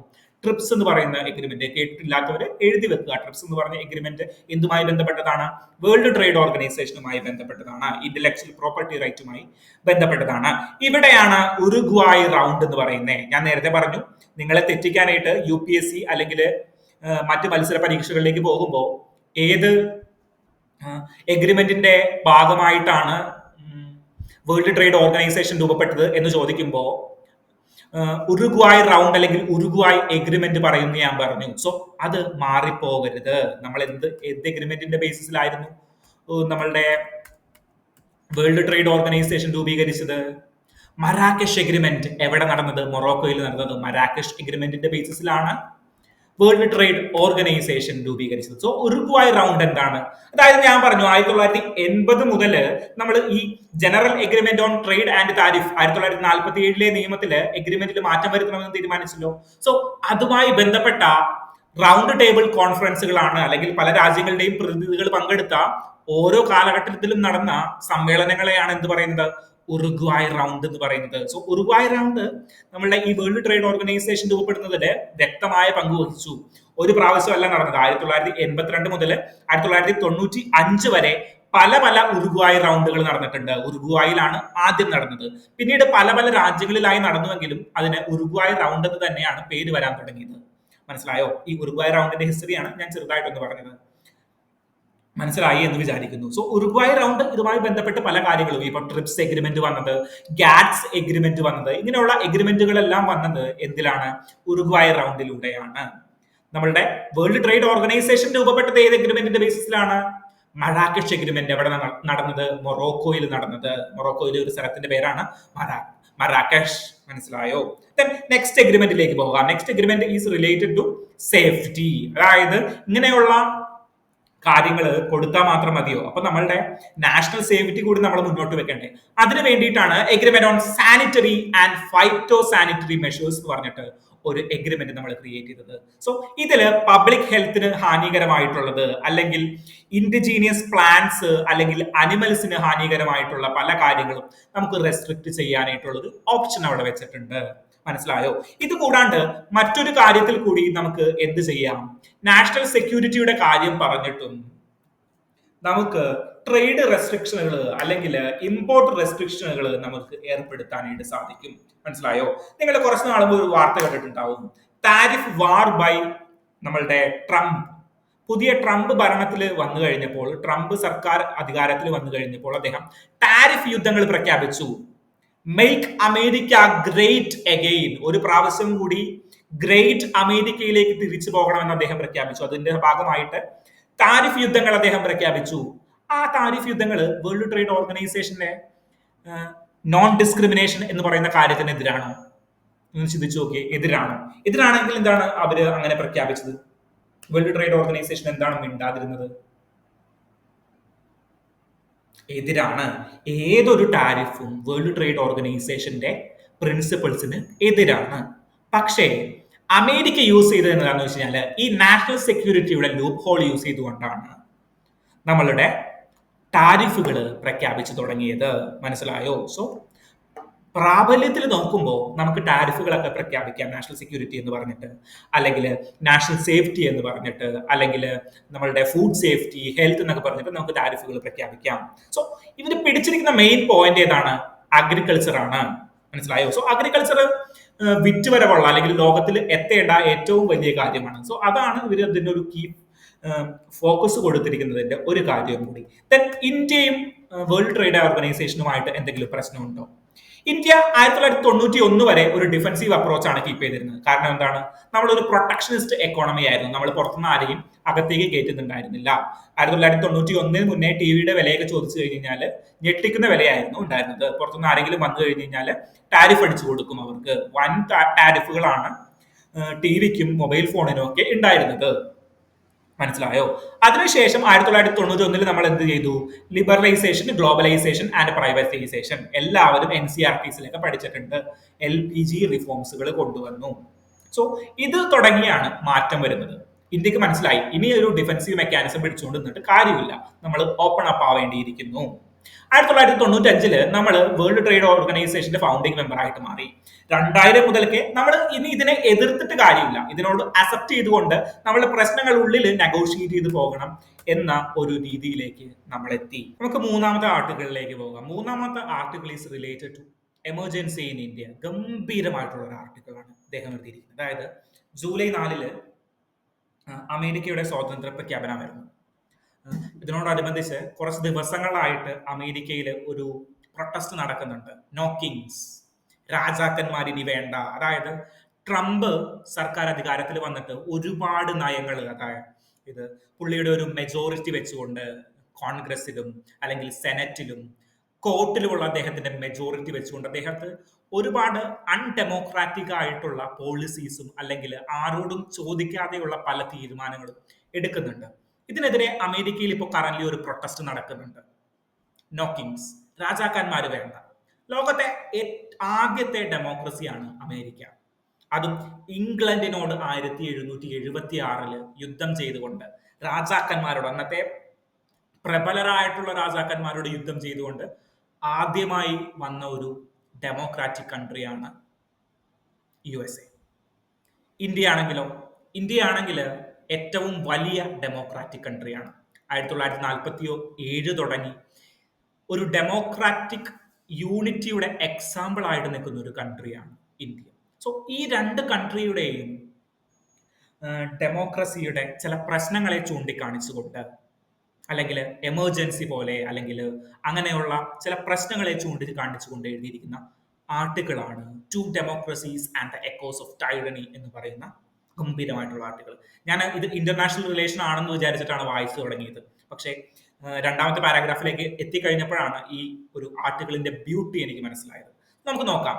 ഇതിൽ പെർട്ടിക്കുലർലി പറയുന്നത് എന്താണെന്ന് വെച്ച് കഴിഞ്ഞാൽ എമർജൻസിയെ കുറിച്ചിട്ടാണ്, ഇന്ത്യയിൽ നിലനിന്നിരുന്ന എമർജൻസി കാലഘട്ടത്തിലെ കുറിച്ചിട്ട്. സോ ജൂൺ 25 എമർജൻസി പ്രഖ്യാപിച്ചിട്ട് 5 വർഷമായിട്ടുണ്ടായിരുന്നു. സോ അതുമായി ബന്ധപ്പെട്ട വാർത്തകളൊക്കെ അന്ന് വന്നിട്ടുണ്ടായിരുന്നു. സോ നമുക്ക് അതും കൂടി ഒന്ന് ഡിസ്കസ് ചെയ്ത് പോകാം. എന്താണ് എമർജൻസി എന്ന് പറഞ്ഞു കഴിഞ്ഞാൽ? എമർജൻസി എന്ന് പറഞ്ഞു കഴിഞ്ഞാൽ ഒരു അബ്നോർമൽ സിറ്റുവേഷൻ ആണ്. നോർമലി പോയിക്കൊണ്ടിരിക്കുന്നതിൽ നിന്ന് വ്യതിചലിച്ചിട്ടുള്ള സിറ്റുവേഷൻ. എന്തെങ്കിലും സീരിയസ് കാരണങ്ങൾ കൊണ്ടാണ് എല്ലാ രാജ്യങ്ങളിലും എമർജൻസി പ്രഖ്യാപിക്കുന്നത്. ഇന്ത്യയിലെ എമർജൻസി എങ്ങനെയാണ് പ്രഖ്യാപിക്കുന്നത്? ഇന്ത്യയിലെ ചാപ്റ്റർ അല്ലെങ്കിൽ പാർട്ട് 18 പ്രകാരം, അതായത് ആർട്ടിക്കിൾ 352 മുതൽ 360 വരെയാണ് എമർജൻസിയെ കുറിച്ചിട്ട് പറയുന്നത്. അതിൽ 352 പ്രകാരമാണ് എമർജൻസി പ്രഖ്യാപിക്കുന്നത്. മനസ്സിലായോ? നാഷണൽ എമർജൻസി പ്രഖ്യാപിക്കുന്നത് ആർട്ടിക്കിൾ 352 എത്ര പ്രാവശ്യം ഇന്ത്യയിൽ എമർജൻസി പ്രഖ്യാപിച്ചിട്ടുണ്ട്? 3 പ്രാവശ്യം ഇന്ത്യയിൽ എമർജൻസി പ്രഖ്യാപിച്ചിട്ടുണ്ട്. ആദ്യം ഇന്ത്യ ചൈന വാർ 1965 നടക്കുമ്പോൾ എമർജൻസി പ്രഖ്യാപിച്ചു, എക്സ്റ്റേണൽ എമർജൻസി. ദെൻ രണ്ടാമത് 1971 ഇന്ത്യ പാകിസ്ഥാൻ യുദ്ധം നടക്കുമ്പോൾ എമർജൻസി പ്രഖ്യാപിച്ചു, നാഷണൽ എമർജൻസി. മൂന്നാമത് ഇന്ദിരാഗാന്ധിയുടെ കാലഘട്ടത്തിൽ 1975 ജൂൺ 25 മൂന്നാമത്തെ എമർജൻസി പ്രഖ്യാപിക്കുകയാണ്, അടിയന്തരാവസ്ഥ പ്രഖ്യാപിക്കുകയാണ്. സോ ഈ ജൂൺ 25 ബന്ധപ്പെട്ടിട്ട് നിങ്ങൾ ഒരുപാട് വാർത്തകൾ കണ്ടിട്ടുണ്ടാവും. ഞാൻ കണ്ട ഒരു വാർത്ത പറയാം. നമ്മളുടെ പന്യൻ രവീന്ദ്രൻ ഉണ്ടല്ലോ, പന്യൻ രവീന്ദ്രൻ മുടി നീട്ടി വളർത്താനായിട്ടുള്ള കാരണം എമർജൻസിയുടെ ഓർമ്മകളാണെന്ന് പറഞ്ഞിട്ട് ഒരു ന്യൂസ് ചാനൽ റിപ്പോർട്ട് ചെയ്തിട്ടുണ്ടായിരുന്നു. എനിക്കത് വളരെ കൗതുകമായിട്ടുള്ള ഒരു വാർത്തയായിട്ട് തോന്നി. സോ എങ്ങനെ ഞാൻ എമർജൻസിയുടെ ലീഗൽ പ്രൊവിഷനിലേക്കല്ല പോകാനായിട്ട് ഉദ്ദേശിക്കുന്നത്, പകരം എമർജൻസിയുടെ ഒരു ഹിസ്റ്ററിയിലേക്കാണ് പോകാനായിട്ട് ഉദ്ദേശിക്കുന്നത്. എന്ത് കാരണം കൊണ്ടാണ് എമർജൻസി വന്നത്? പൊളിറ്റി സൈഡ് നമുക്ക് പിന്നീട് ഒരു ദിവസം ചർച്ച ചെയ്യാം. നമുക്ക് ഇന്ന് എമർജൻസിയുടെ ഒരു ഹിസ്റ്ററി നോക്കാം, പെർട്ടിക്കുലർലി 1975 എമർജൻസി. 75 എമർജൻസി പ്രഖ്യാപിക്കാനായിട്ട് ഉണ്ടായ ഒരു കാരണം എന്താണ്? എക്സ്റ്റേണൽ ആയിട്ട് എന്തെങ്കിലും യുദ്ധം ഉണ്ടായിരുന്നു, അല്ലെങ്കിൽ ഇന്റേണൽ ആയിട്ട് എന്തെങ്കിലും പ്രോബ്ലം ഉണ്ടായിരുന്നു? എന്ത് പ്രോബ്ലം കൊണ്ടാണ് എമർജൻസി പ്രഖ്യാപിച്ചത് ഇന്ത്യയിൽ? ആർക്കും അറിയില്ല. ഒരു ദിവസം 1975 ഡിസംബർ 26 രാവിലെ പ്രധാനമന്ത്രി റേഡിയോയിലൂടെ, ഓൾ ഇന്ത്യ റേഡിയോയിലൂടെ രാജ്യത്തെ അഭിസംബോധന ചെയ്തിട്ട് പറഞ്ഞു, president has declared the emergency. President emergency പ്രഖ്യാപിച്ചിരിക്കുകയാണ്, രാജ്യത്തിലുള്ള ആരും ഭയപ്പെടേണ്ട കാര്യമില്ല, എവിടെയാണോ നിങ്ങളുള്ളത് അവിടെ തന്നെ നിലകൊള്ളുക എന്ന് പറഞ്ഞിട്ട് പുള്ളിക്കാരി അങ്ങോട്ട് പോയി. എന്ത് കാരണം കൊണ്ടാണ് ഇത് പ്രഖ്യാപിക്കുന്നത്? അതായത് 1970 തന്നെ ഇന്ദിരാഗാന്ധിക്കെതിരായിട്ട് പല പടനീക്കങ്ങളും നടക്കുകയാണ്. ഇന്ദിരാഗാന്ധിക്കെതിരായിട്ട് സോഷ്യൽ പ്രൊട്ടസ്റ്റുകളും പല യുവജന നേതാക്കളും മുന്നിലേക്ക് വരികയാണ്. ഇപ്പോ ജയപ്രകാശ് നാരായണനെ പോലെ, അല്ലെങ്കിൽ ലാലു പ്രസാദ് യാദവിനെ പോലെ അന്നത്തെ യുവജന നേതാക്കൾ മുന്നോട്ട് വരികയാണ്. ജയപ്രകാശ് നാരായണൻ എന്ന യുവാവല്ല, കുറച്ച് പ്രായമുള്ള ഒരാളാണ്. സോ ലാലു പ്രസാദ് യാദവിനെ പോലെ അങ്ങനെയുള്ള ആളുകൾ, LK അദ്വാനിയെ പോലെയുള്ളവരൊക്കെ മുന്നോട്ട് വരികയാണ്. മനസ്സിലായോ? ഇവര് പല യോഗങ്ങളും ചർച്ചകളും കൂടുന്നു. സോ 1974-75 ഇലക്ഷൻ നടന്നു. ഇലക്ഷൻ നടന്നു കഴിഞ്ഞപ്പോ ഒരു പ്രശ്നം ഉണ്ടായി. അതായത് അന്ന് ഇന്ദിരാഗാന്ധി, നമ്മളുടെ അലഹബാദിൽ ആയിരുന്ന ഇന്ദിരാഗാന്ധി ഇലക്ഷന് വേണ്ടിയിട്ട് സർക്കാരിന്റെ പ്രോപ്പർട്ടീസ് യൂസ് ചെയ്തു എന്ന് പറഞ്ഞിട്ട് രാജ്നാരായണൻ, അതായത് ഇന്ദിരാഗാന്ധിയും രാജ്നാരായണനുമാണ് അവിടെ സ്ഥാനാർത്ഥികളായിട്ട് നിന്നത്. അതിൽ ഇന്ദിരാഗാന്ധി ജയിച്ചു കയറി. ഇന്ദിരാഗാന്ധി ജയിച്ചു കയറി കഴിഞ്ഞപ്പോ, ജയിച്ച് പ്രധാനമന്ത്രിയായി കഴിഞ്ഞപ്പോ രാജ്നാരായണൻ കോടതിയിലേക്ക് പോയി, അലഹബാദ് ഹൈക്കോടതിയിലേക്ക് പോയിട്ട് പറഞ്ഞു, അലഹബാദ് ഹൈക്കോടതി ഇന്ദിരാഗാന്ധി ഇലക്ഷൻ മാൽ പ്രാക്ടീസസ് നടത്തി, ഇലക്ഷന് നടക്കാൻ പാടില്ലാത്ത കാര്യങ്ങൾ ചെയ്തു. എന്താണ് ആ കാര്യങ്ങൾ? ഇന്ദിരാഗാന്ധി ഗവൺമെന്റിന്റെ സെർവൻസിനെ യൂസ് ചെയ്തു ഇലക്ഷൻ വിൻ ചെയ്യാൻ വേണ്ടിയിട്ട്. ഗവൺമെന്റിന്റെ പ്രോപ്പർട്ടീസ്, ഗവൺമെന്റിന്റെ കാറ്, ഗവൺമെന്റിന്റെ മൈക്കുകളെല്ലാം യൂസ് ചെയ്തിട്ടാണ് ഇന്ദിരാഗാന്ധി എലക്ഷൻ വിൻ ചെയ്തത്. നിങ്ങൾ ശ്രദ്ധിച്ചിട്ടുണ്ടോ? ഇലക്ഷന് പോകുമ്പോൾ, അല്ലെങ്കിൽ ഇലക്ഷൻ പ്രചരണത്തിന് പോകുമ്പോൾ സിറ്റിംഗ് MP ആയാലും വേറെ ആരെങ്കിലും ആയാലും സ്വന്തം വാഹനത്തിൽ ആയിരിക്കും പോകുന്നത്, അല്ലെങ്കിൽ ഗവൺമെന്റ് ഒഫീഷ്യലിന്റെ വാഹനത്തിൽ പോകാറില്ല. VD സതീശൻ ആയി കഴിഞ്ഞു കഴിഞ്ഞാലും, അല്ലെങ്കിൽ പിണറായി വിജയൻ ആയി കഴിഞ്ഞു കഴിഞ്ഞാലും, മോദിജി ആയി കഴിഞ്ഞാലും സ്വന്തം വാഹനത്തിലൊന്നും ഇവര്, ഗവൺമെന്റിന്റെ വാഹനത്തിലായിരിക്കില്ല ഇവര് ഇലക്ഷൻ പ്രചരണത്തിന് പോവുക. മനസ്സിലായോ? സോ അതെന്തുകൊണ്ടാണ്? അത് ഇങ്ങനെയുള്ള, അതായത് ഇലക്ഷന് വേണ്ടിയിട്ട് റെപ്രസെന്റേഷൻ ഓഫ് പീപ്പിൾ ആക്ടിൽ പ്രത്യേകം പറഞ്ഞിട്ടുണ്ട്, ഇലക്ഷന് വേണ്ടിയിട്ട് സിറ്റിംഗ് സീറ്റിലുള്ളവര് യൂസ് ചെയ്യരുത്, ഗവൺമെന്റിന്റെ അസറ്റ്സോ ഗവൺമെന്റിന്റെ അധികാരങ്ങളോ യൂസ് ചെയ്യരുത്. സോ ഈ ഒരു കാര്യം പറഞ്ഞിട്ടാണ് നമ്മളുടെ രാജനാരായണൻ കേസിന് പോയത്. Case particularly known as Indira Gandhi versus Rajanarayanan case of 1975. Allahabad കോടതി ഇത് അന്വേഷിച്ചു കഴിഞ്ഞപ്പോ ഇതിലെന്തോ ശരിയുണ്ടെന്ന് മനസ്സിലാക്കിയിട്ട് ഇന്ദിരാഗാന്ധിക്കെതിരെ 1975 ഒരു വേർഡിക്റ്റ് വന്നു. ഇന്ദിരാഗാന്ധിയെ അയോഗ്യയാക്കിക്കൊണ്ട് 1975 ഒരു വേർഡിക്റ്റ് വന്നു. കൂടാതെ ഇന്ദിരാഗാന്ധിക്ക് അടുത്തു വരുന്ന 6 വർഷത്തിലെ എലക്ഷന് നിൽക്കാനായിട്ട് സാധിക്കുന്നില്ല എന്ന് പറഞ്ഞ ഒരു വിധി കൂടി പ്രഖ്യാപിച്ചു. ആര്? അലഹബാദ് ഹൈക്കോടതി. അലഹബാദ് ഹൈക്കോടതിയിൽ നിന്ന് ഇത് സുപ്രീം കോടതിയിലേക്ക് അപ്പീൽ പോയി. സുപ്രീം കോടതി അന്നേ ദിവസങ്ങളില് വെക്കേഷനിലായിരുന്നു, അതായത് 2 മാസത്തെ വെക്കേഷനിലായിരുന്നു. സോ സുപ്രീം കോടതി ഇന്ദിരാഗാന്ധിയോട് പറഞ്ഞു, ഞങ്ങള് വെക്കേഷൻ കഴിഞ്ഞതിന് ശേഷം ഈ കേസ് പരിഗണിക്കാം. കേസ് പരിഗണിക്കുന്നത് 1 മാസത്തേക്ക് മാറ്റിവെച്ചു. എന്നിട്ട് പറഞ്ഞു, അതുവരെ നിങ്ങൾക്ക് പ്രൈം മിനിസ്റ്റർ ആയിട്ടിരിക്കാം, പക്ഷേ ലോകസഭയില്, രാജ്യസഭയില്, പാർലമെന്റിൽ നിങ്ങൾക്ക് വോട്ടിംഗ് റൈറ്റ് ഉണ്ടായിരിക്കില്ല. മനസ്സിലായോ?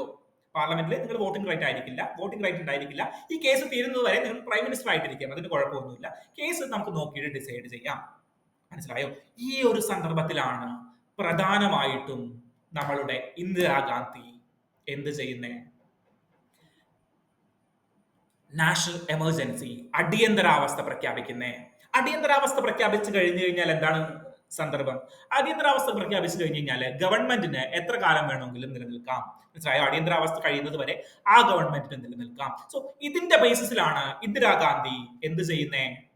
ഇന്ദിരാഗാന്ധി ദേശീയ അടിയന്തരാവസ്ഥ പ്രഖ്യാപിക്കുന്നത്. അടിയന്തരാവസ്ഥ പ്രഖ്യാപിച്ചിട്ട് ആദ്യം ഇന്ദിരാഗാന്ധി എന്ത് ചെയ്തെന്ന് അറിയാമോ?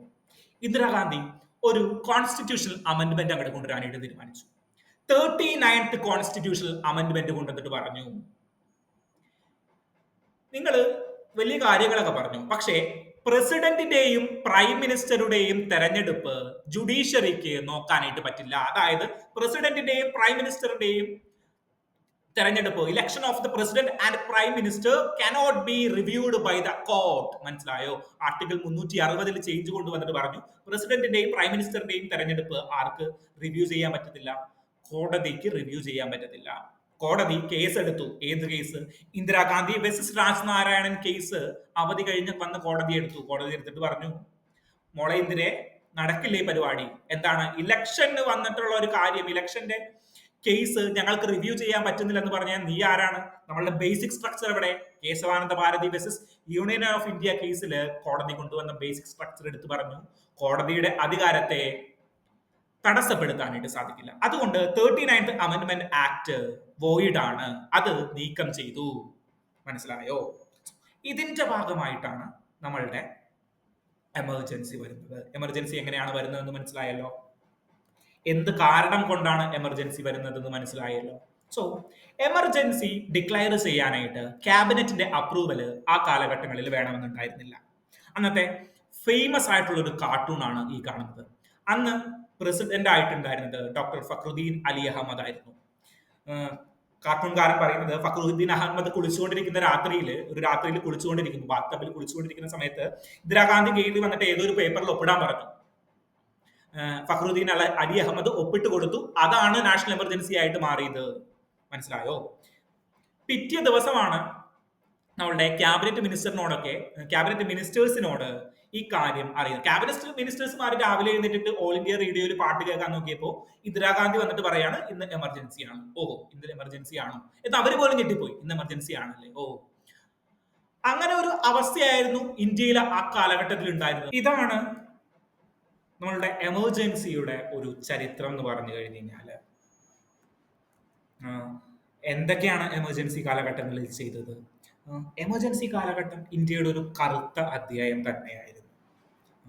ഇന്ദിരാഗാന്ധിയുടെ ഒരു ഏകാധിപതിയുടെ വാഴ്ച ഇന്ത്യയിൽ കണ്ട കാലഘട്ടങ്ങൾ തന്നെയായിരുന്നു ഈ എമർജൻസി കാലഘട്ടം എന്ന് പറഞ്ഞു കഴിഞ്ഞാൽ. ആർട്ടിക്കിൾ 19 ലംഘനം, ആർട്ടിക്കിൾ 19 സസ്പെൻഡഡ് ആവുകയാണ് ഓട്ടോമാറ്റിക്കലി. നോർമലി പൊളിറ്റിയിൽ നമ്മൾ പഠിക്കും, ഡീറ്റെയിൽ ആയിട്ട് പഠിക്കും. ആർട്ടിക്കിൾ 19 ഇമ്മീഡിയറ്റ്ലി സസ്പെൻഡ് ആയി പോകും. എപ്പോ? നമ്മളുടെ എമർജൻസി പ്രഖ്യാപിച്ചു കഴിഞ്ഞു കഴിഞ്ഞാൽ. ദെൻ ബാക്കിയുള്ള ഫണ്ടമെന്റൽ റൈറ്റുകൾസ് എന്ത് സംഭവിക്കും? ബാക്കിയുള്ള ഫണ്ടമെന്റൽ റൈറ്റുകൾ ഏതൊക്കെ സസ്പെൻഡ് ആകണമെന്ന് പ്രസിഡന്റ് ഒരു ഓർഡർ ഇറക്കും. ആ ഓർഡറിൽ പറയുന്ന എല്ലാ ഫണ്ടമെന്റൽ റൈറ്റ്സിന്റെയും കോടതിയിലേക്ക് പോകാനായിട്ടുള്ള അവകാശം അവിടെ സസ്പെൻഡ് ആകും. മനസ്സിലായോ? ഈ ആർട്ടിക്കിളിൽ പ്രത്യേകം പറയുന്നുണ്ട് ദ റൈറ്റ്സ് ബിക്കെയിം പ്രിവിലേജസ്. ഈ ആർട്ടിക്കിളിൽ പ്രത്യേകം പറയുന്ന ഒരു കാര്യമുണ്ട്, ദ റൈറ്റ്സ് ബിക്കെയിം പ്രിവിലേജസ്. ആ പ്രിവിലേജുകളായി മാറുന്ന സമയമാണ് എന്ത്, ഈ എമർജൻസി പീരീഡ് എന്ന് പറഞ്ഞു കഴിഞ്ഞാൽ. സോ ഈ ഇന്ദിരാഗാന്ധിയുടെ കാലഘട്ടങ്ങളിൽ ഇന്ദിരാഗാന്ധിയുടെ മകൻ, മരിച്ചുപോയ ഇന്ദിരാഗാന്ധിയുടെ മകൻ സഞ്ജീവ് ഗാന്ധി, രണ്ട് മക്കളാണ് ഇന്ദിരാഗാന്ധിക്ക്, സഞ്ജീവ് ഗാന്ധിയും രാജീവ് ഗാന്ധി. രാജീവ് ഗാന്ധിയുടെ മകനാണ് നമ്മളുടെ രാഹുൽ ഗാന്ധി. മനസ്സിലായോ? സഞ്ജീവ് ഗാന്ധി ഇതിനുശേഷം ഈ 1982-83 കാലഘട്ടങ്ങളിൽ ഒരു പ്ലെയിൻ ക്രാഷിൽ അദ്ദേഹം ഒരു പൈലറ്റ് ആയിരുന്നു. മനസ്സിലായോ? അതിനുശേഷമാണ് ഇന്ത്യൻ പൊളിറ്റിക്സിലേക്ക് വരുന്നതും. പിന്നെ പ്ലെയിൻ പറത്താനായിട്ട് ഒരുപാട് ആഗ്രഹമുള്ള ഒരാളായിരുന്നു. സോ അങ്ങനെ ഒരു പ്ലെയിൻ പറത്തിക്കൊണ്ടിരിക്കുന്നതിന്റെ ഇടയിൽ ഒരു പ്ലെയിൻ ക്രാഷിൽ പെട്ടെന്ന് മരിക്കുകയാണ് ഉണ്ടായത്, ഇന്ദിരാഗാന്ധി ജീവിച്ചിരിക്കുമ്പോൾ തന്നെ. മനസ്സിലായോ? സോ ഇവര് രണ്ടുപേരും കൂടി, ഈ ഇന്ദിരാഗാന്ധിയും ഈ സഞ്ജയ് ഗാന്ധിയും കൂടിയിട്ട് ഇന്ത്യയുടെ കറുത്ത അധ്യായങ്ങളായിട്ട് ഇതിനെ മാറ്റി. മീസ ആക്ട് എന്ന് പറയും, മെയിൻ്റനൻസ് ഓഫ് ഇന്റേണൽ സെക്യൂരിറ്റി. ഈ രാജ്നാരായണനെയൊക്കെ പിടിച്ചകത്തിടാനായിട്ട് പ്രത്യേകമായിട്ട് ഉണ്ടാക്കിയ ഒരു ആക്ട് തന്നെയായിരുന്നു ഈ മീസ.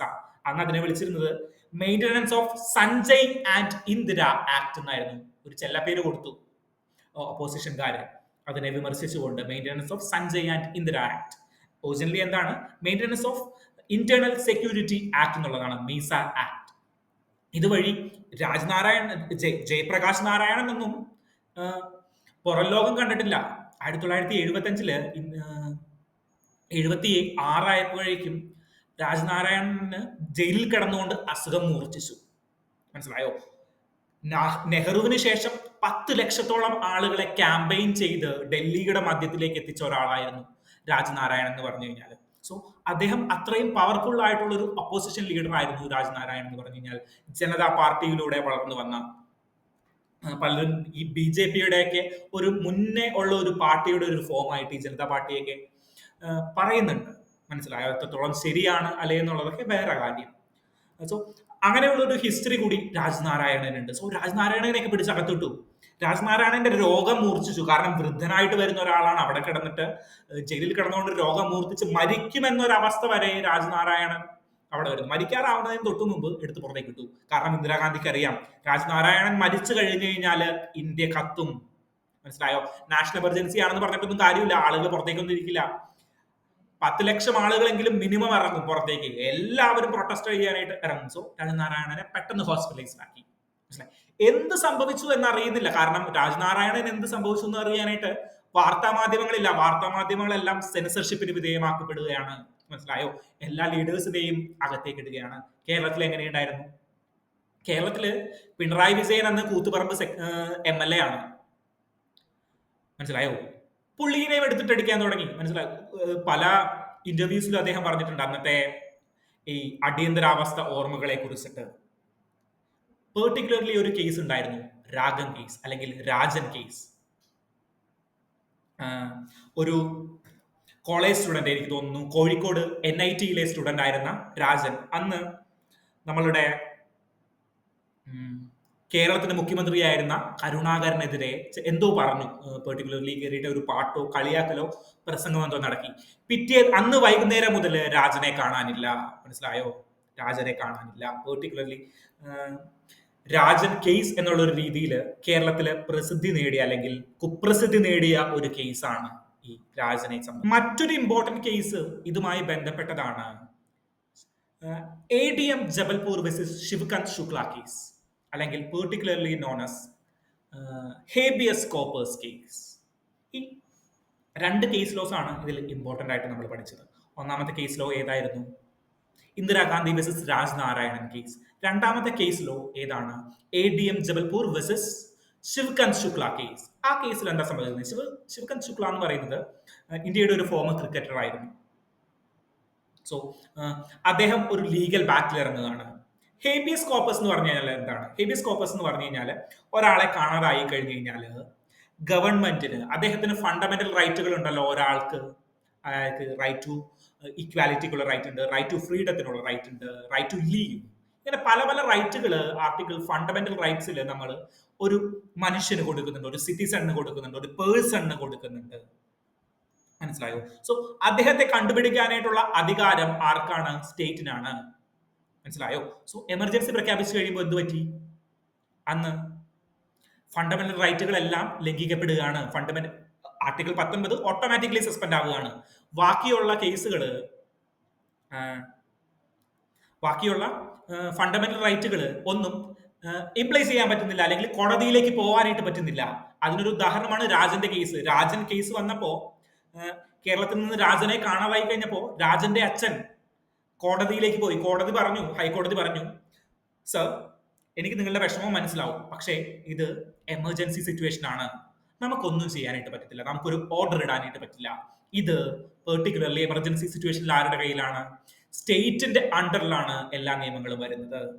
സോ ഇങ്ങനെ എല്ലാ സ്റ്റേറ്റുകളിലും ഓരോരുത്തരെ പിടിച്ചു വെച്ച് കഴിഞ്ഞപ്പോൾ അവര് കോടതിയിലേക്ക് പോവുകയും കോടതി പറയാണ് എമർജൻസി സിറ്റുവേഷൻ ആണ്, നിങ്ങളുടെ ഫണ്ടമെന്റൽ റൈറ്റ്സ് ഒന്നും ഞങ്ങൾക്ക് ഉറപ്പാക്കാനായിട്ട് പറ്റില്ല എന്ന് പറഞ്ഞപ്പോ പെർട്ടിക്കുലർലി ADM ജബൽപൂർ കേസും വന്നു. അതിന്റെയും സിറ്റുവേഷൻ ഇത് തന്നെയായിരുന്നു. എന്താണ്? ഹേബിയർ കോർപ്പസുമായി ബന്ധപ്പെട്ടിട്ട് article 21, 22, article 21 right to life എമർജൻസിയുടെ അണ്ടറിലാണോ എന്നറിയാനായിട്ടുള്ള ഒരു കേസാണ് ഈ ADM ജബൽപൂർ കേസ്, അല്ലെങ്കിൽ ഹേബിയസ് കോർപ്പസ് കേസ്. മനസ്സിലായോ? ഈ കേസിൽ അന്ന് എന്ത് വിധിച്ചു കോടതി? കോടതികളും ഇന്ദിരാഗാന്ധിയുടെ ഈ എമർജൻസിക്ക് വിധേയമായിട്ട് ഇതിന് എതിരെയല്ല വിധിച്ചത്. മനസ്സിലായോ? മനുഷ്യന്റെ അടിസ്ഥാന മൂല്യങ്ങൾക്ക് അല്ലെങ്കിൽ ഫണ്ടമെന്റൽ റൈറ്റിനെ ഡിനൈ ചെയ്യുന്ന കാര്യം കോടതികളും പറഞ്ഞു. കോടതി പറഞ്ഞു, ശരിയാണ്, ശരിയാണ്, എമർജൻസി പീരീഡില് ഫണ്ടമെന്റൽ റൈറ്റുകൾ എൻഫോഴ്സ് ചെയ്യാൻ പാടില്ല. ഞാൻ ഇത്രയും നേരം ഈ ഒരു വാക്ക് ഇൻട്രൊഡ്യൂസ് ചെയ്തിട്ടുണ്ടായിരുന്നില്ല. എന്താണ് enforcement? Enforcement of the fundamental right is limited. എപ്പോ? എമർജൻസി പ്രഖ്യാപിക്കുമ്പോൾ. മനസ്സിലായോ? ഏറ്റവും ഇമ്പോർട്ടന്റ് ആയിട്ടുള്ള കാര്യം, എമർജൻസി പ്രഖ്യാപിക്കുമ്പോൾ ഫണ്ടമെന്റൽ റൈറ്റിന്റെ എൻഫോഴ്സ്മെന്റ് നടക്കില്ല. മനസ്സിലായി? ഫണ്ടമെന്റൽ റൈറ്റ് അവിടെ തന്നെ ഉണ്ടാവും, പക്ഷെ നിങ്ങൾക്ക് ഫണ്ടമെന്റൽ റൈറ്റ്സ് എൻഫോഴ്സ് ചെയ്യാൻ പറ്റില്ല. നിങ്ങൾക്ക് ആരെങ്കിലും നിങ്ങളുടെ മകനെ പിടിച്ചുകൊണ്ട് പോയി കഴിഞ്ഞാൽ, നിങ്ങളുടെ സുഹൃത്തിനെ പിടിച്ചുകൊണ്ട് പോയി കഴിഞ്ഞാൽ കോടതിയിലേക്ക് പോകാൻ പറ്റില്ല. 5 ജഡ്ജസ് ആയിരുന്നു ഇതിന് വിധി പറഞ്ഞത്. ഇതിൽ 4 പേരും ഇതിനെ സപ്പോർട്ട് ചെയ്തു. എന്തിനെ? എമർജൻസി കാലഘട്ടത്തിൽ ഫണ്ടമെന്റൽ റൈറ്റ്സ് ഒന്നും എൻഫോഴ്സ് ചെയ്യാൻ പറ്റത്തില്ല. ഒരാളാണ് ഇന്ദിരാഗാന്ധിക്കെതിരായിട്ട് ആ ഒരു 5 പേരടങ്ങുന്ന ബെഞ്ചില് അതിനെ എതിർത്തിട്ട് വോട്ട് ചെയ്തത്. അദ്ദേഹത്തിന്റെ പേരായിരുന്നു justice Khanna. The biggest dissent in the history. ഈ ആർട്ടിക്കിളിൽ ഇത് പ്രത്യേകം എടുത്തു പറയുന്നുണ്ട്. The biggest dissent in the history of India is done by justice Khanna. Justice ഖന്നയായിരുന്നു അന്ന് ചീഫ് ജസ്റ്റിസ് ആകേണ്ടത്. അടുത്ത ചീഫ് ജസ്റ്റിസ് ആകാനായിട്ട് എന്തുകൊണ്ടും യോഗ്യനായിട്ടുള്ള ആള്, സീനിയോറിറ്റി കൊണ്ട് യോഗ്യനായിട്ടുള്ള ആള് ആരായിരുന്നു? ജസ്റ്റിസ് ഖന്നയായിരുന്നു. ജസ്റ്റിസ് ഖന്ന എന്ന് പറയുന്ന ഒരാൾ മാത്രമാണ് അതിനെ എതിർത്തത്. ഇന്ദിരാഗാന്ധിക്ക് ഇഷ്ടപ്പെട്ടില്ല. ഇന്ദിരാഗാന്ധി അദ്ദേഹത്തെ പിന്നീട് റെക്കമെൻഡ് ചെയ്തില്ല എന്താവാനായിട്ട്? ചീഫ് ജസ്റ്റിസ് ആവാനായിട്ട്. മനസ്സിലായോ? അദ്ദേഹം അവിടെ അതിന് അനുകൂലിച്ച് വോട്ട് ചെയ്തുകൊണ്ടും അതിന് എതിർത്ത് വോട്ട് ചെയ്തുകൊണ്ടും ഒന്നും അവിടെ സംഭവിക്കാൻ പോകുന്നില്ല. കാരണം എത്രയാണ് ഭൂരിപക്ഷം? 4:1 ഈ ADM ജബൽപൂർ കേസ് പാസ്സാവുന്നത്. അദ്ദേഹം ഒരാൾ കൂടി സമ്മതിച്ചു കഴിഞ്ഞു കഴിഞ്ഞാൽ അവിടെ ഒന്നും സംഭവിക്കില്ല. പക്ഷെ അദ്ദേഹം തീരുമാനമെടുത്തു, ഇത് തെറ്റാണ്. നിങ്ങൾ യൂട്യൂബിൽ പോയിട്ട് അല്ലെങ്കിൽ ഗൂഗിളിൽ പോയിട്ട് നിങ്ങളൊന്ന് ടൈപ്പ് ചെയ്ത് കൊടുക്കുക, the biggest dissent in the history of India. ആദ്യം വരുന്ന പേര് ജസ്റ്റിസ് ഖന്നയുടേതാണ്. അദ്ദേഹം അവിടെ എടുത്ത ഉറച്ച തീരുമാനമാണ് പിന്നീട് വരുന്ന കോടതികൾക്ക് ഇൻഡിപെൻഡന്റ് ആയിട്ട് നിൽക്കുവാനായിട്ടും എമർജൻസി പോലെ അടക്കമുള്ള കാര്യങ്ങൾക്ക് എതിരെ പ്രവർത്തിക്കുവാനായിട്ടുള്ള മുതൽക്കൂട്ടായിട്ട് വരുന്നത്. മനസ്സിലായോ? നിങ്ങൾ ഓർക്കുന്നതെന്ന് അറിയില്ല, നമ്മൾക്ക് ഈ ജസ്റ്റിസ് ഖന്നയുടെ മകനാണ് കുറച്ച് നാൾ മുന്നേ റിട്ടയർ ചെയ്തു പോയ ചീഫ് ജസ്റ്റിസ്. മനസ്സിലായോ? ചീഫ് ജസ്റ്റിസ് ഖന്നയുടെ കഴിഞ്ഞ തവണ നമ്മളുടെ ചീഫ് ജസ്റ്റിസ് ആയിരുന്ന ഖന്നയുടെ അച്ഛനാണ് ഈ പറഞ്ഞ ജസ്റ്റിസ് ഖന്ന എന്ന് പറഞ്ഞു കഴിഞ്ഞാൽ. മനസ്സിലായോ? അതിന് മുൻപേ ചീഫ് ജസ്റ്റിസ് ആയിരുന്ന ജസ്റ്റിസ് DY ചന്ദ്രചൂഡിന്റെ അച്ഛനും ഈ ബെഞ്ചിൽ ഉണ്ടായിരുന്നു. ഏത് ബെഞ്ചില്? ഈ 5 മെമ്പർ ബെഞ്ചില്. ADM ജബൽപൂർ കേസ് അല്ലെങ്കിൽ ഹേബിയസ് കോർപ്പസ് കേസ് പറയുന്ന 5 മെമ്പർ ബെഞ്ചില് ജസ്റ്റിസ് ഖന്നയുടെ ഫാദറും ജസ്റ്റിസ് DY ചന്ദ്രചൂഡിന്റെ ഫാദറും ഉണ്ടായിരുന്നു. The biggest dissent in the history of India. That is so important and so inspiring. പലപ്പോഴും ആ, അധികാരികളുടെ നല്ല നടപ്പിന് വേണ്ടിയിട്ട് നമ്മൾ പല തീരുമാനങ്ങളും എടുക്കുമ്പോൾ രാജ്യത്തിന്റെ ഉന്നമനം ഏറ്റവും ലക്ഷ്യമാകണം എന്ന് കാണിച്ചു തരുന്ന ഒരു എക്സാമ്പിൾ കൂടിയാണ് ഈ ഒരു കാര്യം. മനസ്സിലായോ? ഇത് പറഞ്ഞുകൊണ്ടാണ് അദ്ദേഹം ഈ ആർട്ടുകൾ മുന്നോട്ട് കൊണ്ടുപോകുന്നത്. ആ ഒരു കാര്യം പറയാനായിട്ടാണ് ഞാൻ ഇത്രയും ടൈം എടുത്തത്. സോ ഇദ്ദേഹം ഈ ആർട്ടുകളിൽ പറഞ്ഞു വെക്കുന്നത് എന്താണെന്ന് വെച്ച് കഴിഞ്ഞാൽ നമ്മൾ അക്കൗണ്ടബിലിറ്റി ആയിരിക്കണം. മനസ്സിലായോ? അവിടെ നമ്മളുടെ ഈ രണ്ട് ഡെമോക്രസിനെയും അദ്ദേഹം കമ്പയർ ചെയ്യുകയാണ്. The biggest democracy, the largest democracy and the first democracy. ഇവർ രണ്ടുപേരും പല യുദ്ധങ്ങളും ഇങ്ങനെയുള്ള അധികാര പ്രേമികൾക്ക് വേണ്ടിയിട്ട് അല്ലെങ്കിൽ സ്വേച്ഛാധിപതികൾക്ക് എതിരെ നടത്തി വന്നിട്ടുള്ളതാണ്. അത് ഇനിയും തുടരണം എന്ന് പറഞ്ഞുകൊണ്ടാണ് അദ്ദേഹം ഈ ഒരു ആർട്ടിക്കിൾ അവസാനിപ്പിക്കുന്നത്. സോ നമ്മൾ എന്താണ് പഠിച്ചത്? നമ്മൾ എമർജൻസിയുടെ ഹിസ്റ്ററി പഠിച്ചു. പോസ്റ്റ് ഇൻഡിപെൻഡൻസിലെ ഏറ്റവും ഇമ്പോർട്ടന്റ് ആയിട്ടുള്ള ഒരു ടോപ്പിക്കാണ് എമർജൻസിയുടെ ഹിസ്റ്ററി. ഇത് നിങ്ങൾ ആഴത്തിൽ മനസ്സിലാക്കുക, കുറച്ച് അപ്രീഷിയേറ്റ് ചെയ്ത് കൂടി തന്നെ പഠിക്കുക. ഇങ്ങനെയുള്ള കാലഘട്ടങ്ങളിലൂടെയും നമ്മളുടെ പൂർവികർ കടന്നു പോയിട്ടുണ്ട് എന്ന് മനസ്സിലാക്കുക. നിങ്ങൾക്ക് ഇതിനെക്കുറിച്ച് കൂടുതൽ വായിക്കണമെങ്കിൽ നിങ്ങളൊരു റീഡർ ആണ് എന്നുണ്ടെങ്കിൽ ഞാൻ സജസ്റ്റ് ചെയ്യുന്ന ഒരു പുസ്തകം ഇന്ത്യ ആഫ്റ്റർ ഗാന്ധിയാണ്.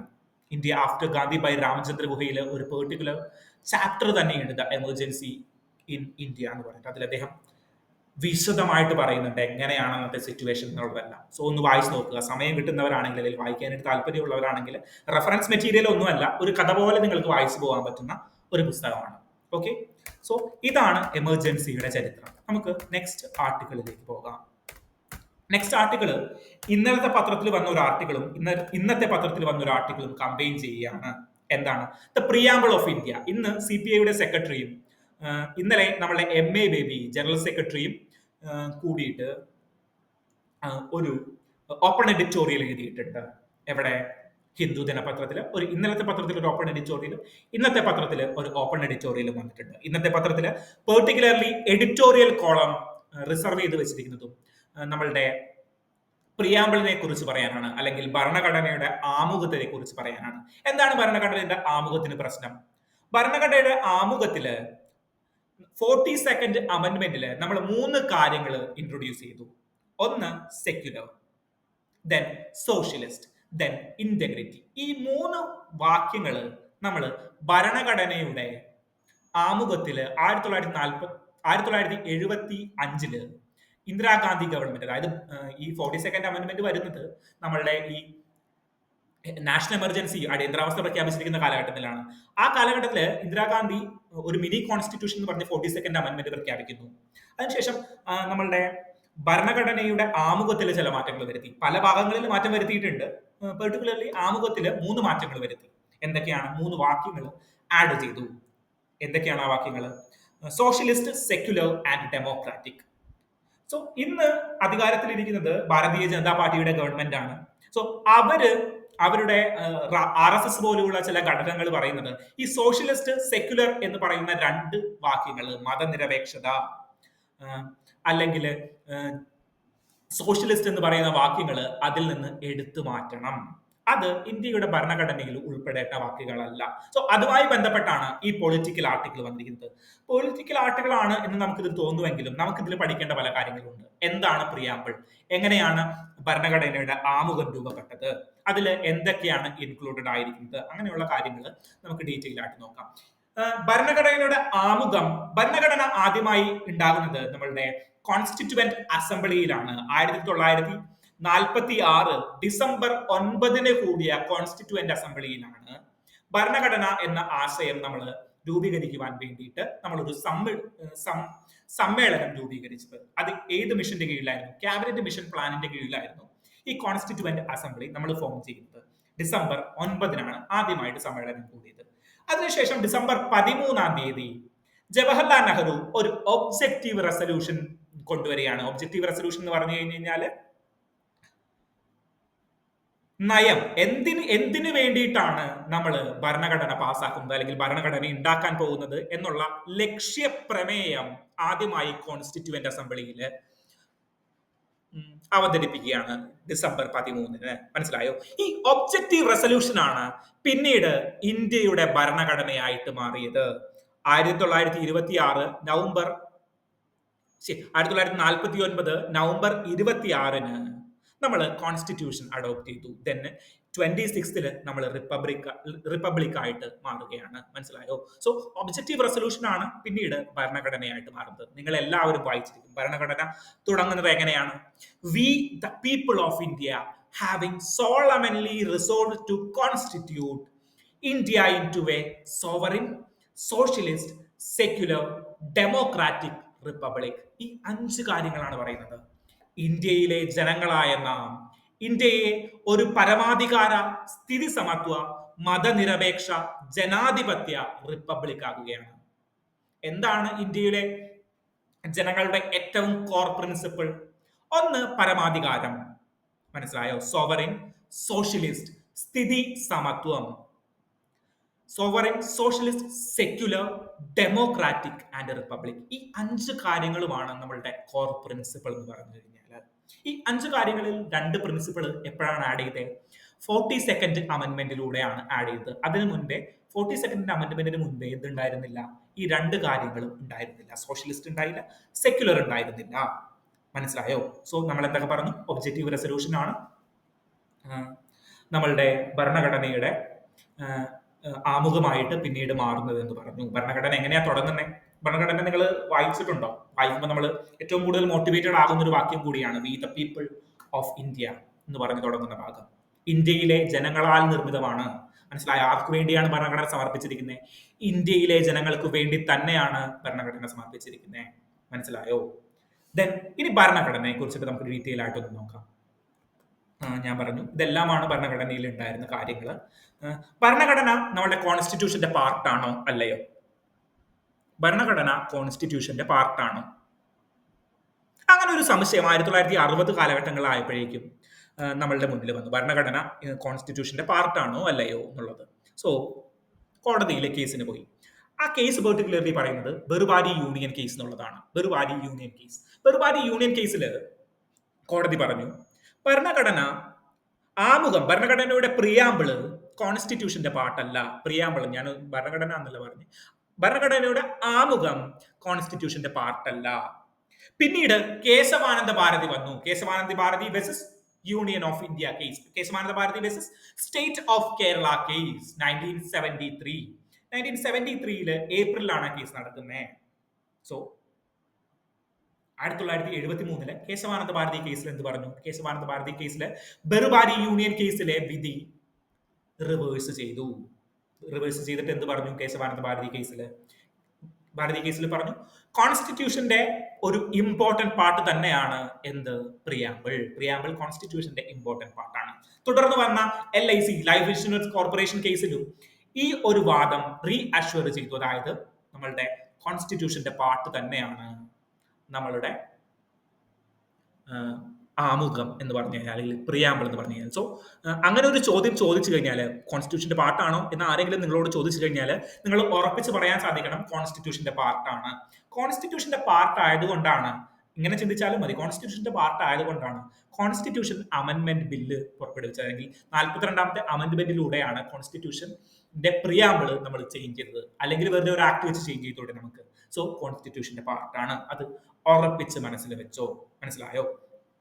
സോ ഇന്നലത്തെ ആർട്ടിക്കിളിൽ MABB പറയുന്നത് എന്താണെന്ന് വെച്ച് കഴിഞ്ഞാൽ, MABB നമ്മുടെ വിദ്യാഭ്യാസ മന്ത്രി ആയിരുന്ന ആളാണ്. MABB പറയുന്നത് എന്താണെന്ന് വെച്ച് കഴിഞ്ഞാൽ സോഷ്യലിസ്റ്റ്, സെക്യുലർ എന്ന് പറയുന്ന 2 വാക്യം ഇല്ലെങ്കിലും ഇന്ത്യയുടെ ഭരണഘടന സെക്യുലർ ആണ്. മനസ്സിലായോ? ഇന്ത്യയുടെ ഭരണഘടന സെക്യുലർ ആണ്. നമുക്ക് മതനിരപേക്ഷമായ ഒരു സമൂഹത്തിന് വേണ്ടിയിട്ട് ഏത് മതത്തിൽ വിശ്വസിക്കുന്നവർക്കും ഈക്വാലിറ്റി പ്രൊവൈഡ് ചെയ്യുന്നുണ്ട് ഫണ്ടമെന്റൽ റൈറ്റ്സിലൂടെ. മനസ്സിലായോ? സോ സെക്യുലർ എന്ന് പറയുന്ന ഒരു വാക്യം ഇല്ലെങ്കിലും ഇന്ത്യൻ ഭരണഘടന സെക്യുലർ ആണെന്നേ. നിങ്ങൾ ഈ ഒരു വാക്കിൽ പിടിച്ചുകൊണ്ട് സെക്യുലറിസത്തെ അങ്ങോട്ട് മാറ്റിക്കളയാനൊന്നും ചിന്തിക്കേണ്ട. ഇത് സെക്യുലർ തന്നെയാണ്. സോഷ്യലിസ്റ്റ് ആണോ? സ്ഥിതി സമത്വം ഉണ്ട്. ഇന്ത്യയുടെ നിയമങ്ങളും ഇന്ത്യയുടെ ഭരണഘടനയും സ്ഥിതി സമത്വം അംഗീകരിക്കുന്നുണ്ട്. Right to equality, right to freedom, right to life.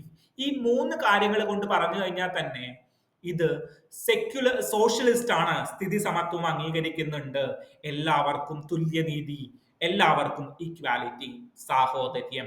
ഈ 3 കാര്യങ്ങളിലും പറഞ്ഞു കഴിഞ്ഞാൽ തന്നെ എന്തുണ്ട്?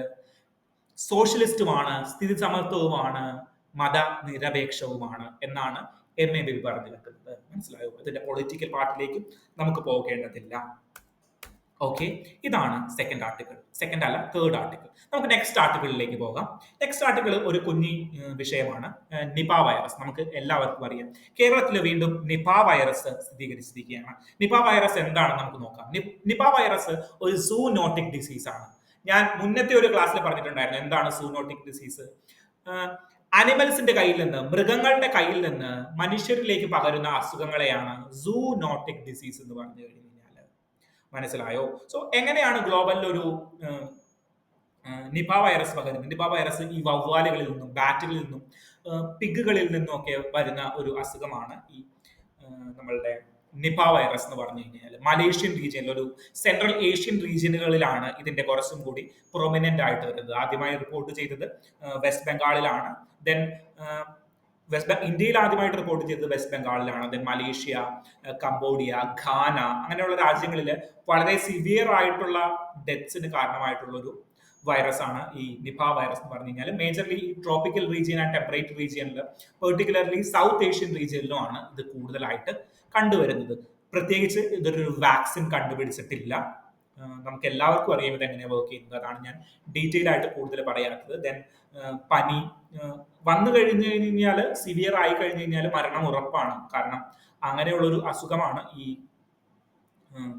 നിപ വൈറസ് എന്ന് പറഞ്ഞു കഴിഞ്ഞാൽ. സോ അതിനെ കണ്ടാമിനേറ്റ് ചെയ്യുക എന്നുള്ളതാണ് ഏറ്റവും ഇമ്പോർട്ടന്റ് ആയിട്ടുള്ള ഒരു കാര്യം. വൈറസ് എന്ന് പറഞ്ഞിട്ടൊരു സിനിമയൊക്കെ ആ ഒരു കാലഘട്ടം, എനിക്ക് 2018 17 കാലഘട്ടങ്ങളിലൊക്കെ ഇറങ്ങിയിട്ടുണ്ടായിരുന്നു. ഓക്കെ, ഇതാണ് നിപ വൈറസിനെ കുറിച്ചിട്ട് പറയാനുള്ളത്. ദെൻ അടുത്തൊരു ഇമ്പോർട്ടന്റ് ന്യൂസ് വന്നത് ദലൈലാമയെ കുറിച്ചിട്ടാണ്. ആരാണ് ഈ ദലൈലാമ? ബുദ്ധിസ്റ്റുമായി ബന്ധപ്പെട്ട ഒരു ചരിത്രം ഈ ദലൈലാമയ്ക്കുണ്ട്. അതെന്താണെന്ന് നമുക്ക് നോക്കാം. അതായത് ഇനി അടുത്തൊരു ദലൈലാമയെ തെരഞ്ഞെടുക്കേണ്ട ഒരു സമയമായിരിക്കുകയാണ്. ഇപ്പോൾ ടിബറ്റ് എന്ന് പറയുന്നത് നമ്മളുടെ ചൈനയുടെ പാർട്ടാണ്. സോ ചൈനയ്ക്ക് ഈ അടുത്തൊരു ദലൈലാമയെ തെരഞ്ഞെടുക്കാനായിട്ട് വലിയ ആഗ്രഹമൊന്നുമില്ല. മനസ്സിലായോ? ഈ ദലൈലാമയെ ഓടിച്ചു വിട്ട, അതായത് ഓടിച്ച് ഇന്ത്യയിലേക്ക് പലായനം ചെയ്യേണ്ട ഒരു സിറ്റുവേഷൻ കൂടി ഹിസ്റ്ററിയിലുണ്ട്. അന്ന് നെഹ്റു ആയിരുന്നു നമ്മളുടെ പ്രൈം മിനിസ്റ്റർ ആയിട്ടുള്ളതായിരുന്നത്. സോ നെഹ്റു ഈ അവിടെ നിന്ന്, ടിബറ്റിൽ നിന്ന് ഇന്ത്യയിലേക്ക് പലായനം ചെയ്ത ദലൈലാമയ്ക്കും കൂട്ടർക്കും വേണ്ടിയിട്ട് ധർമ്മശാലയിൽ ഇടം കൊടുക്കുകയുണ്ടായി. നോർത്ത് ഈസ്റ്റിലെ ധർമ്മശാലയിൽ ഇടം കൊടുക്കുകയുണ്ടായി. അങ്ങനെ ഒരു ചരിത്രം കൂടി നമുക്കും ദലൈലാമയ്ക്കും ഇടയിലുണ്ട്. ടിബറ്റ് ഇപ്പോൾ ആരുടെ പാട്ടാണ്? ടിബറ്റ് ചൈനയുടെ പാട്ടാണ്. സോ ദലൈലാമയും ചൈനയുമായിട്ട് ചെറിയ പ്രശ്നങ്ങൾ നിലനിൽക്കുന്ന സമയമാണ്. സോ ദലൈലാമ എന്ത് പറഞ്ഞു? അടുത്ത ദലൈലാമ ആരാണ് എന്ന് തീരുമാനിക്കേണ്ട സമയമാണ്. ദലൈലാമ പറഞ്ഞു, ഇനി ഒരു ദലൈലാമ ഉണ്ടാകുമോ എന്ന് എനിക്കറിയില്ല എന്ന് ആദ്യം പണ്ട് പറഞ്ഞു തുടങ്ങിയിട്ടുണ്ടായിരുന്നു. പിന്നെ പറഞ്ഞു ദലൈലാമ ടിബറ്റിന് പുറത്തുള്ള ഒരാളായിരിക്കാം, ചിലപ്പോൾ ചൈനയിൽ നിന്ന് പുറത്തുള്ള ഒരാളായിരിക്കാം. മനസ്സിലായോ? Next Dalai Lama. ദലൈലാമ എന്ന് പറഞ്ഞു കഴിഞ്ഞാൽ എന്താണ് എന്ന് നമുക്ക് ആദ്യം നോക്കണം. മനസ്സിലായോ? പിന്നീട് ഈ ബുദ്ധിസത്തിന്റെ ഒരു ഹിസ്റ്ററി കൂടി നമുക്ക് ഇതിൽ നോക്കാം. ഓക്കെ, ദലൈലാമ ആരാണ്? ദലൈലാമ എന്ന് പറഞ്ഞു കഴിഞ്ഞു കഴിഞ്ഞാൽ ബുദ്ധന്റെ, അല്ലെങ്കിൽ പെർട്ടിക്കുലർലി ബോധിസത്വാസ് എന്ന് പറഞ്ഞ ഒരു കൺസെപ്റ്റ് ബുദ്ധിസത്തിലുണ്ട്. അത് നമുക്ക് ഡീറ്റെയിൽ ആയിട്ട് നോക്കാം. ബോധിസത്വയില് ഒരു ബോധിസത്വയാണ് അവലോകിതേശ്വര എന്ന് പറയും. അവലോകിതേശ്വര അല്ലെങ്കിൽ പത്മപാണി എന്ന് പറയും. ഈ പത്മപാണിയുടെ ഒരു ഇൻകാർണേഷൻ, അല്ലെങ്കിൽ പത്മപാണി ഓരോ യുഗങ്ങളിലും മനുഷ്യരൂപത്തിലേക്ക് വരും. ഈ മനുഷ്യരൂപമാണ് ദലൈലാമ എന്നാണ് ബുദ്ധിസ്റ്റുകൾ വിശ്വസിക്കുന്നത്. പെർട്ടിക്കുലർലി അപ്പോൾ എന്താണ് ബുദ്ധിസം എന്നൊരു സംശയം വരും. ഇന്ത്യയിൽ ഒറിജിനേറ്റ് ചെയ്ത ഒരു മതമാണ് ബുദ്ധിസം. ബുദ്ധിസത്തെ കുറിച്ച് ഡീറ്റെയിൽ ആയിട്ട് നമ്മളുടെ ക്ലാസ്സുകളിൽ നമ്മൾ പഠിക്കും. ചുരുക്കി ഒരു 2 ക്ലാസ്സിനുള്ള വകുപ്പാണ് ഈ ബുദ്ധിസം എന്ന് പറഞ്ഞു കഴിഞ്ഞാൽ. നമുക്ക് ചുരുക്കി ഒന്ന് നോക്കാം. അതായത് ഗൗതമ ബുദ്ധയെ കുറിച്ച് നമുക്ക് നോക്കാം. ഗൗതമ ബുദ്ധ എവിടെയാണ് ജനിച്ചത്? ലുംബിനിയിലാണ് ഗൗതമ ബുദ്ധ ജനിച്ചത്. ഈ ഒരു സ്ലൈഡ് എവിടെ നിന്നാണ് വരുന്നത്? NCERT എന്നാണ് കേട്ടോ. 6ാം ക്ലാസ് NCERT അവർ പാസ്റ്റ് 1. അത് കൃത്യമായിട്ട് പഠിച്ചു കഴിഞ്ഞു കഴിഞ്ഞാൽ ഇതിൽ എഴുതിയിരിക്കുന്ന എല്ലാ കാര്യങ്ങളും നിങ്ങൾക്ക് അറിയാനായിട്ട് പറ്റും. എവിടെയാണ് ജനിച്ചത്? ലുംബിനിയിൽ ജനിച്ചു. മനസ്സിലായോ? എൻലൈറ്റ്മെന്റ് കിട്ടിയത് എവിടെയാണ്? നിർവാണ അച്ചീവ് ചെയ്തത് എവിടെയാണ്? ബോധ്ഗയയിൽ വെച്ചിട്ടാണ്. ബോധ്ഗയ എവിടെ ജനിച്ചു? ലുംബിനിയിൽ ജനിച്ചു. ബോധ്ഗയയിൽ വെച്ചിട്ട് എൻലൈറ്റ്മെന്റ് കിടിച്ചു. ഫസ്റ്റ് സെർമൺ ആദ്യമായി പ്രസംഗിച്ചത് എവിടെയാണ്? സാർനാഥിലാണ്. ബുദ്ധൻ ആദ്യമായിട്ട് പ്രസംഗിച്ചത് സാർനാഥിലാണ്. ദെൻ മരിച്ചത് എവിടെയാണ്? കുശിനഗരയിലാണ്. മനസ്സിലായോ? സോ ലുംബിനിയിൽ ജനിച്ചു, ബോധ്ഗയയിൽ ആദ്യമായിട്ട് എൻലൈറ്റ്മെന്റ് കിട്ടി, പ്രസംഗിച്ചത് ഫസ്റ്റ് സെർമൺ നടത്തിയത് എവിടെയാണ്? സാർനാഥിലാണ്. ദെൻ മരിച്ചത് നമ്മളുടെ കുശിനഗരയിലാണ്. മനസ്സിലായോ? ഇതാണ് ബുദ്ധന്റെ ഒരു ലൈഫ്. ബുദ്ധന്റെ ലൈഫിന് ശേഷം എന്ത് സംഭവിച്ചു? അതാണ് നമുക്ക് ഇവിടെ ഏറ്റവും ഇമ്പോർട്ടന്റ് ആയിട്ടുള്ളത്. ബുദ്ധന്റെ ലൈഫിന് ശേഷം ബുദ്ധിസം രണ്ടായിട്ട് വിഭജിച്ചു. ഹീനായാന ബുദ്ധിസം എന്നും മഹായാന ബുദ്ധിസം എന്നുള്ള രണ്ട് സൈക്കിളായിട്ട് ബുദ്ധിസം ഡിവൈഡ് ചെയ്യാൻ തുടങ്ങി. മനസ്സിലായി? ബുദ്ധൻ മരിച്ചു. ബുദ്ധന് ശേഷം രണ്ട് സെക്റ്റുകൾ വന്നു. അതായത് മഹായാന ബുദ്ധിസം എന്ന് പറഞ്ഞു കഴിഞ്ഞാൽ കുറെ ആളുകളുള്ള ഒരു ഗ്രേറ്റ് വെഹിക്കിളിനെയാണ് മഹായാന ബുദ്ധിസം എന്ന് പറയുന്നത്. ഹീനായാന ബുദ്ധിസം എന്ന് പറഞ്ഞു കഴിഞ്ഞാൽ കുറച്ച് ആളുകളുള്ളൂ. കുറച്ച് ആളുകളുള്ളതിന്റെ കാരണം എന്തായിരുന്നു? അവർ കുറച്ചുകൂടി ഓർത്തഡോക്സ് ആയിരുന്നു. അവര് ബുദ്ധന്റെ നിയമങ്ങൾ അതേപോലെ പാലിക്കണം എന്നുള്ളൊരു വാശിയിൽ നിന്നു. അതായത് സ്ത്രീകൾക്ക് ഈ ബുദ്ധിസത്തിലേക്ക് പ്രവേശനമില്ല, അല്ലെങ്കിൽ ബുദ്ധത്തിന്റെ സ്ക്രിപ്റ്റേഴ്സ് അല്ലെങ്കിൽ ബുദ്ധന്റെ രൂപം അവർ വണങ്ങില്ല. കാരണം ബുദ്ധൻ ആരെയും വണങ്ങിയിട്ടില്ല. അതുപോലെ ബുദ്ധന്റെ രൂപങ്ങൾ ഇവർ വണങ്ങില്ല. അങ്ങനെയുള്ള ഒരു കുറച്ചുകൂടി ഓർത്തഡോക്സ് ആയിട്ടുള്ള ഒരു സെക്ട് ആയിരുന്നു ഈ ഹീനായാന ബുദ്ധിസം എന്ന് പറഞ്ഞു കഴിഞ്ഞാൽ. ദെൻ മഹായാന സെക്ട് എന്ന് പറഞ്ഞു കഴിഞ്ഞാൽ കുറച്ചുകൂടി ലിബറൽ ആയിട്ടുള്ള സെക്ട് ആയിരുന്നു. അവരെന്ത് ചെയ്തു? അവര് ബുദ്ധന്റെ രൂപത്തെ അല്ലെങ്കിൽ സ്റ്റാച്യൂസിനെ വണങ്ങി. സോ നിങ്ങൾ ഒരു ബുദ്ധിസ്റ്റ് സ്ഥലത്തേക്ക് പോയി കഴിഞ്ഞാൽ അവരുടെ ബുദ്ധന്റെ രൂപങ്ങളോ പ്രതിമകളോ ഉണ്ടെങ്കിൽ നമുക്ക് എന്ത് മനസ്സിലാക്കാം? ആദ്യം നിങ്ങളൊരു ബുദ്ധക്ഷേത്രത്തിലേക്ക് പോയി അവിടെ ബുദ്ധന്റെ രൂപം കണ്ടു കഴിഞ്ഞാൽ നിങ്ങൾ എന്ത് മനസ്സിലാക്കും? ഹായ്, ബുദ്ധന്റെ രൂപം, നല്ല രൂപം. പക്ഷെ UPSC ആസ്പിരന്റ് എന്ത് മനസ്സിലാക്കും? ഇത് മഹായാന സെക്ട് ആണ്. അവിടെ ഒരു ചോദ്യം ചോദിക്കാനായിട്ട് സാധ്യതയുണ്ട്. മഹായാന സെക്റ്റിനെ കുറിച്ചിട്ട് ഒന്ന് റിവൈസ് ചെയ്തിട്ട് വരാം എന്നായിരിക്കും നമ്മൾ ആദ്യം ചിന്തിക്കേണ്ടത്. മനസ്സിലായോ? മഹായാന സെക്റ്റിനെ കുറിച്ചിട്ട് നമ്മളൊന്ന് ഗൂഗിൾ ചെയ്ത് നോക്കും. സോ എവിടെ പോയി കഴിഞ്ഞാലും നമ്മൾ UPSC ആസ്പിരന്റിനെ പോലെ ചിന്തിക്കണം എന്നാണ് പറഞ്ഞു വരുന്നത്. മനസ്സിലായോ? നിങ്ങൾ ബീച്ചിൽ പോയി കഴിഞ്ഞാൽ എന്ത് സംഭവിക്കും? ബീച്ചിൽ പോയി കഴിഞ്ഞാൽ സീ ബ്രീസ് എന്താണ്, ലാൻഡ് ബ്രീസ് എന്താണ് എന്നാണ് ആദ്യം ചിന്തിക്കുന്നത്. അല്ലെങ്കിൽ ബീച്ചിന്റെ കരയിലുള്ള കാറ്റ് ആസ്വദിക്കലല്ല. മനസ്സിലായോ? സോ നമുക്ക് തിരിച്ചു വരാം മഹായാന ബുദ്ധിസത്തിലേക്കും ഹീനായാന ബുദ്ധിസത്തിലേക്കും. മനസ്സിലായോ? മഹായാന ബുദ്ധിസം എന്ന് പറഞ്ഞു കഴിഞ്ഞാൽ അവര് ബുദ്ധന്റെ രൂപങ്ങൾ അവിടെ വെച്ചു, തന്നെ സ്ത്രീകൾക്ക് അധികാരങ്ങൾ കൊടുത്തു. അങ്ങനെ ഒരു ലിബറൽ സെക്ട് ആണ് ഈ മഹായാന ബുദ്ധിസം എന്ന് പറഞ്ഞു കഴിഞ്ഞാൽ. സോ നിങ്ങളൊരു ബുദ്ധിസ്റ്റ് ക്ഷേത്രത്തിൽ പോയിട്ട് അവിടെ ബുദ്ധന്റെ രൂപം ഉണ്ടെങ്കിൽ എന്ത് മനസ്സിലാക്കും? അത് ഹീനായാന സെക്ട് അല്ല, മഹായാന സെക്റ്റിലുള്ള ആളുകളാണ്. ദെൻ നിങ്ങളൊരു ബുദ്ധന്റെ ക്ഷേത്രത്തിൽ പോവുകയാണ്. അവിടെ ബുദ്ധൻ ഇരിക്കുന്നിടത്ത് ഒരു മരം മാത്രമാണ്, അല്ലെങ്കിൽ ഒരു ആൽ വൃക്ഷമാണ് കൊടുത്തിരിക്കുന്നത്, അല്ലെങ്കിൽ ഒരു കാൽപാദം മാത്രമാണ് കൊടുത്തിരിക്കുന്നത്. മനസ്സിലായോ? ബുദ്ധന്റെ രൂപങ്ങളോ കാര്യങ്ങളോ ഒന്നുമില്ല. മനസ്സിലായോ? അപ്പൊ നിങ്ങൾ എന്ത് ചിന്തിക്കും? അത് ഹീനായാന സെക്ട് ആണ്, അത് കുറച്ചും കൂടി ഓർത്തഡോക്സ് ആയിട്ടുള്ളവരുടെ സെക്ട് ആണ്. മനസ്സിലായോ? ഇങ്ങനെ രണ്ട് സെക്ടുകളായിട്ടാണ് ആദ്യം ബുദ്ധിസം വേർതിരിച്ചത്. പിന്നെ ഇതിന്റെ അണ്ടറിൽ ഡിഫറെന്റ് സെക്ടുകൾ പിന്നെയും വരാനായിട്ട് തുടങ്ങി. തെരാവാദ ബുദ്ധിസം എന്ന് പറയും. അങ്ങനെ ഡിഫറെന്റ് സെക്ടുകൾ ഇതിലേക്ക് വരാൻ തുടങ്ങി. സോ ഈ മഹായാന ബുദ്ധിസത്തിലെ ഒരു ഇമ്പോർട്ടന്റ് കൺസെപ്റ്റ് ആണ് എന്ത്? ഈ ബോധിസത്വാസ് എന്ന് പറഞ്ഞു കഴിഞ്ഞാല്, ബോധിസത്വാസ് എന്ന് പറഞ്ഞാൽ ആരാണ്? ബോധിസത്വാസ് എന്ന് പറഞ്ഞു കഴിഞ്ഞാല് ബുദ്ധനെ പോലെ ആവാനായിട്ട് കെൽപ്പുള്ളവരെയാണ് ഈ ബോധിസത്വാസ് എന്ന് പറയുന്നത്. അതായത് എൻലൈറ്റ്മെന്റ് അച്ചീവ് ചെയ്യണം. ബുദ്ധൻ എൻലൈറ്റ്മെന്റ് അച്ചീവ് ചെയ്തത് എവിടെയാണ്? ബോധ്ഗതയിൽ വെച്ചിട്ടാണ്. സോ അവിടെ മെഡിറ്റേഷനിലൂടെയും ബാക്കിയുള്ള കാര്യങ്ങളിലൂടെയും എൻലൈറ്റ്മെന്റ് അച്ചീവ് ചെയ്യാനായിട്ട് കഴിവുള്ളവരാണ്, അല്ലെങ്കിൽ ബുദ്ധനെ പോലെ ആകേണ്ടവരാണ് ഈ ബോധിസത്വാസ്. അവര് പക്ഷെ ബുദ്ധനെ പോലെ ആയില്ല. കാരണം എന്താണ്? ബുദ്ധനെ പോലെ എല്ലാവരും ആയി കഴിഞ്ഞു കഴിഞ്ഞാൽ ഇവരായി കഴിഞ്ഞാൽ ഇവരുടെ കാര്യം മാത്രമേ നടക്കത്തുള്ളൂ. ഈ ബോധിസത്വാസ് ബുദ്ധനെ പോലെ ആയി കഴിഞ്ഞാൽ ഇവര് മോക്ഷം പ്രാപിച്ചു പോകും എന്നുള്ളതാണ് അവരുടെ കൺസെപ്റ്റ്. സോ അവര് ആ എൻലൈറ്റ്മെന്റിനെ ഡിലേ ചെയ്യും. എൻലൈറ്റ്മെന്റിനെ ഡിലേ ചെയ്തിട്ട് എന്തിനാ ഡിലേ ചെയ്യുന്നത്? ബാക്കിയുള്ള എല്ലാവർക്കും എൻലൈറ്റ്മെന്റിന്റെ വരം പകർന്നു കൊടുക്കാനായിട്ട്, എല്ലാവരെയും അതായത് മറ്റുള്ളവരെയും കൂടി എൻലൈറ്റ്മെന്റിലേക്ക് എത്തിക്കുക എന്നുള്ളതാണ്, മോക്ഷം പ്രാപിക്കുക എന്നുള്ളതാണ് ഈ ബോധിസത്വാസിന്റെ ഡ്യൂട്ടി എന്ന് പറഞ്ഞു കഴിഞ്ഞാൽ. സോ ഡിഫറെന്റ് ബോധിസത്വാസ് ഉണ്ട്. ഇപ്പോ പത്മപാണി, അല്ലെങ്കിൽ അവലോകിതേശ്വര എന്ന് പറയും, അല്ലെങ്കിൽ വജ്രപാണി എന്ന് പറയും, അല്ലെങ്കിൽ ഫ്യൂച്ചർ ബുദ്ധ എന്ന് പറയുന്ന മൈത്രി എന്ന് പറയുന്ന ഡിഫറെന്റ് കൺസെപ്റ്റുകളുണ്ട്. 8ഓളം ബോധിസത്വാസ് നമുക്കുണ്ട്. അതില് അവലോകിതേശ്വര അല്ലെങ്കിൽ പത്മപാണി എന്ന് പറയുന്ന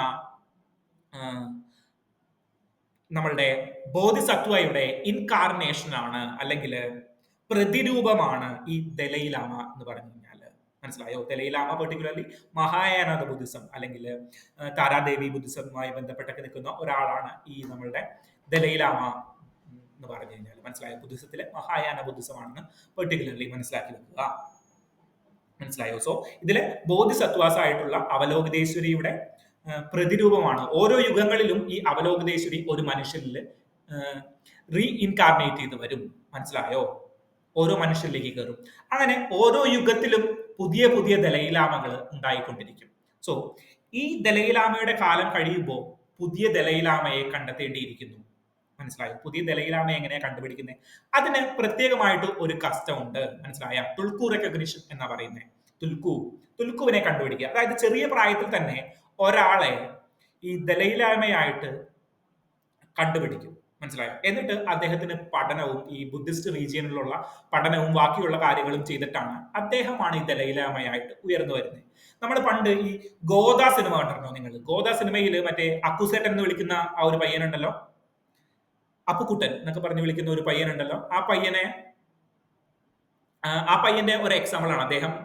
ഇതുപോലെ ഒരു ബോധസത്വമായിട്ട് നമുക്ക് കണക്കാക്കാം. മനസ്സിലായോ? അങ്ങനെ ചെറിയ പ്രായത്തിലുള്ള ഒരു പയ്യനെ കണ്ടുപിടിക്കും.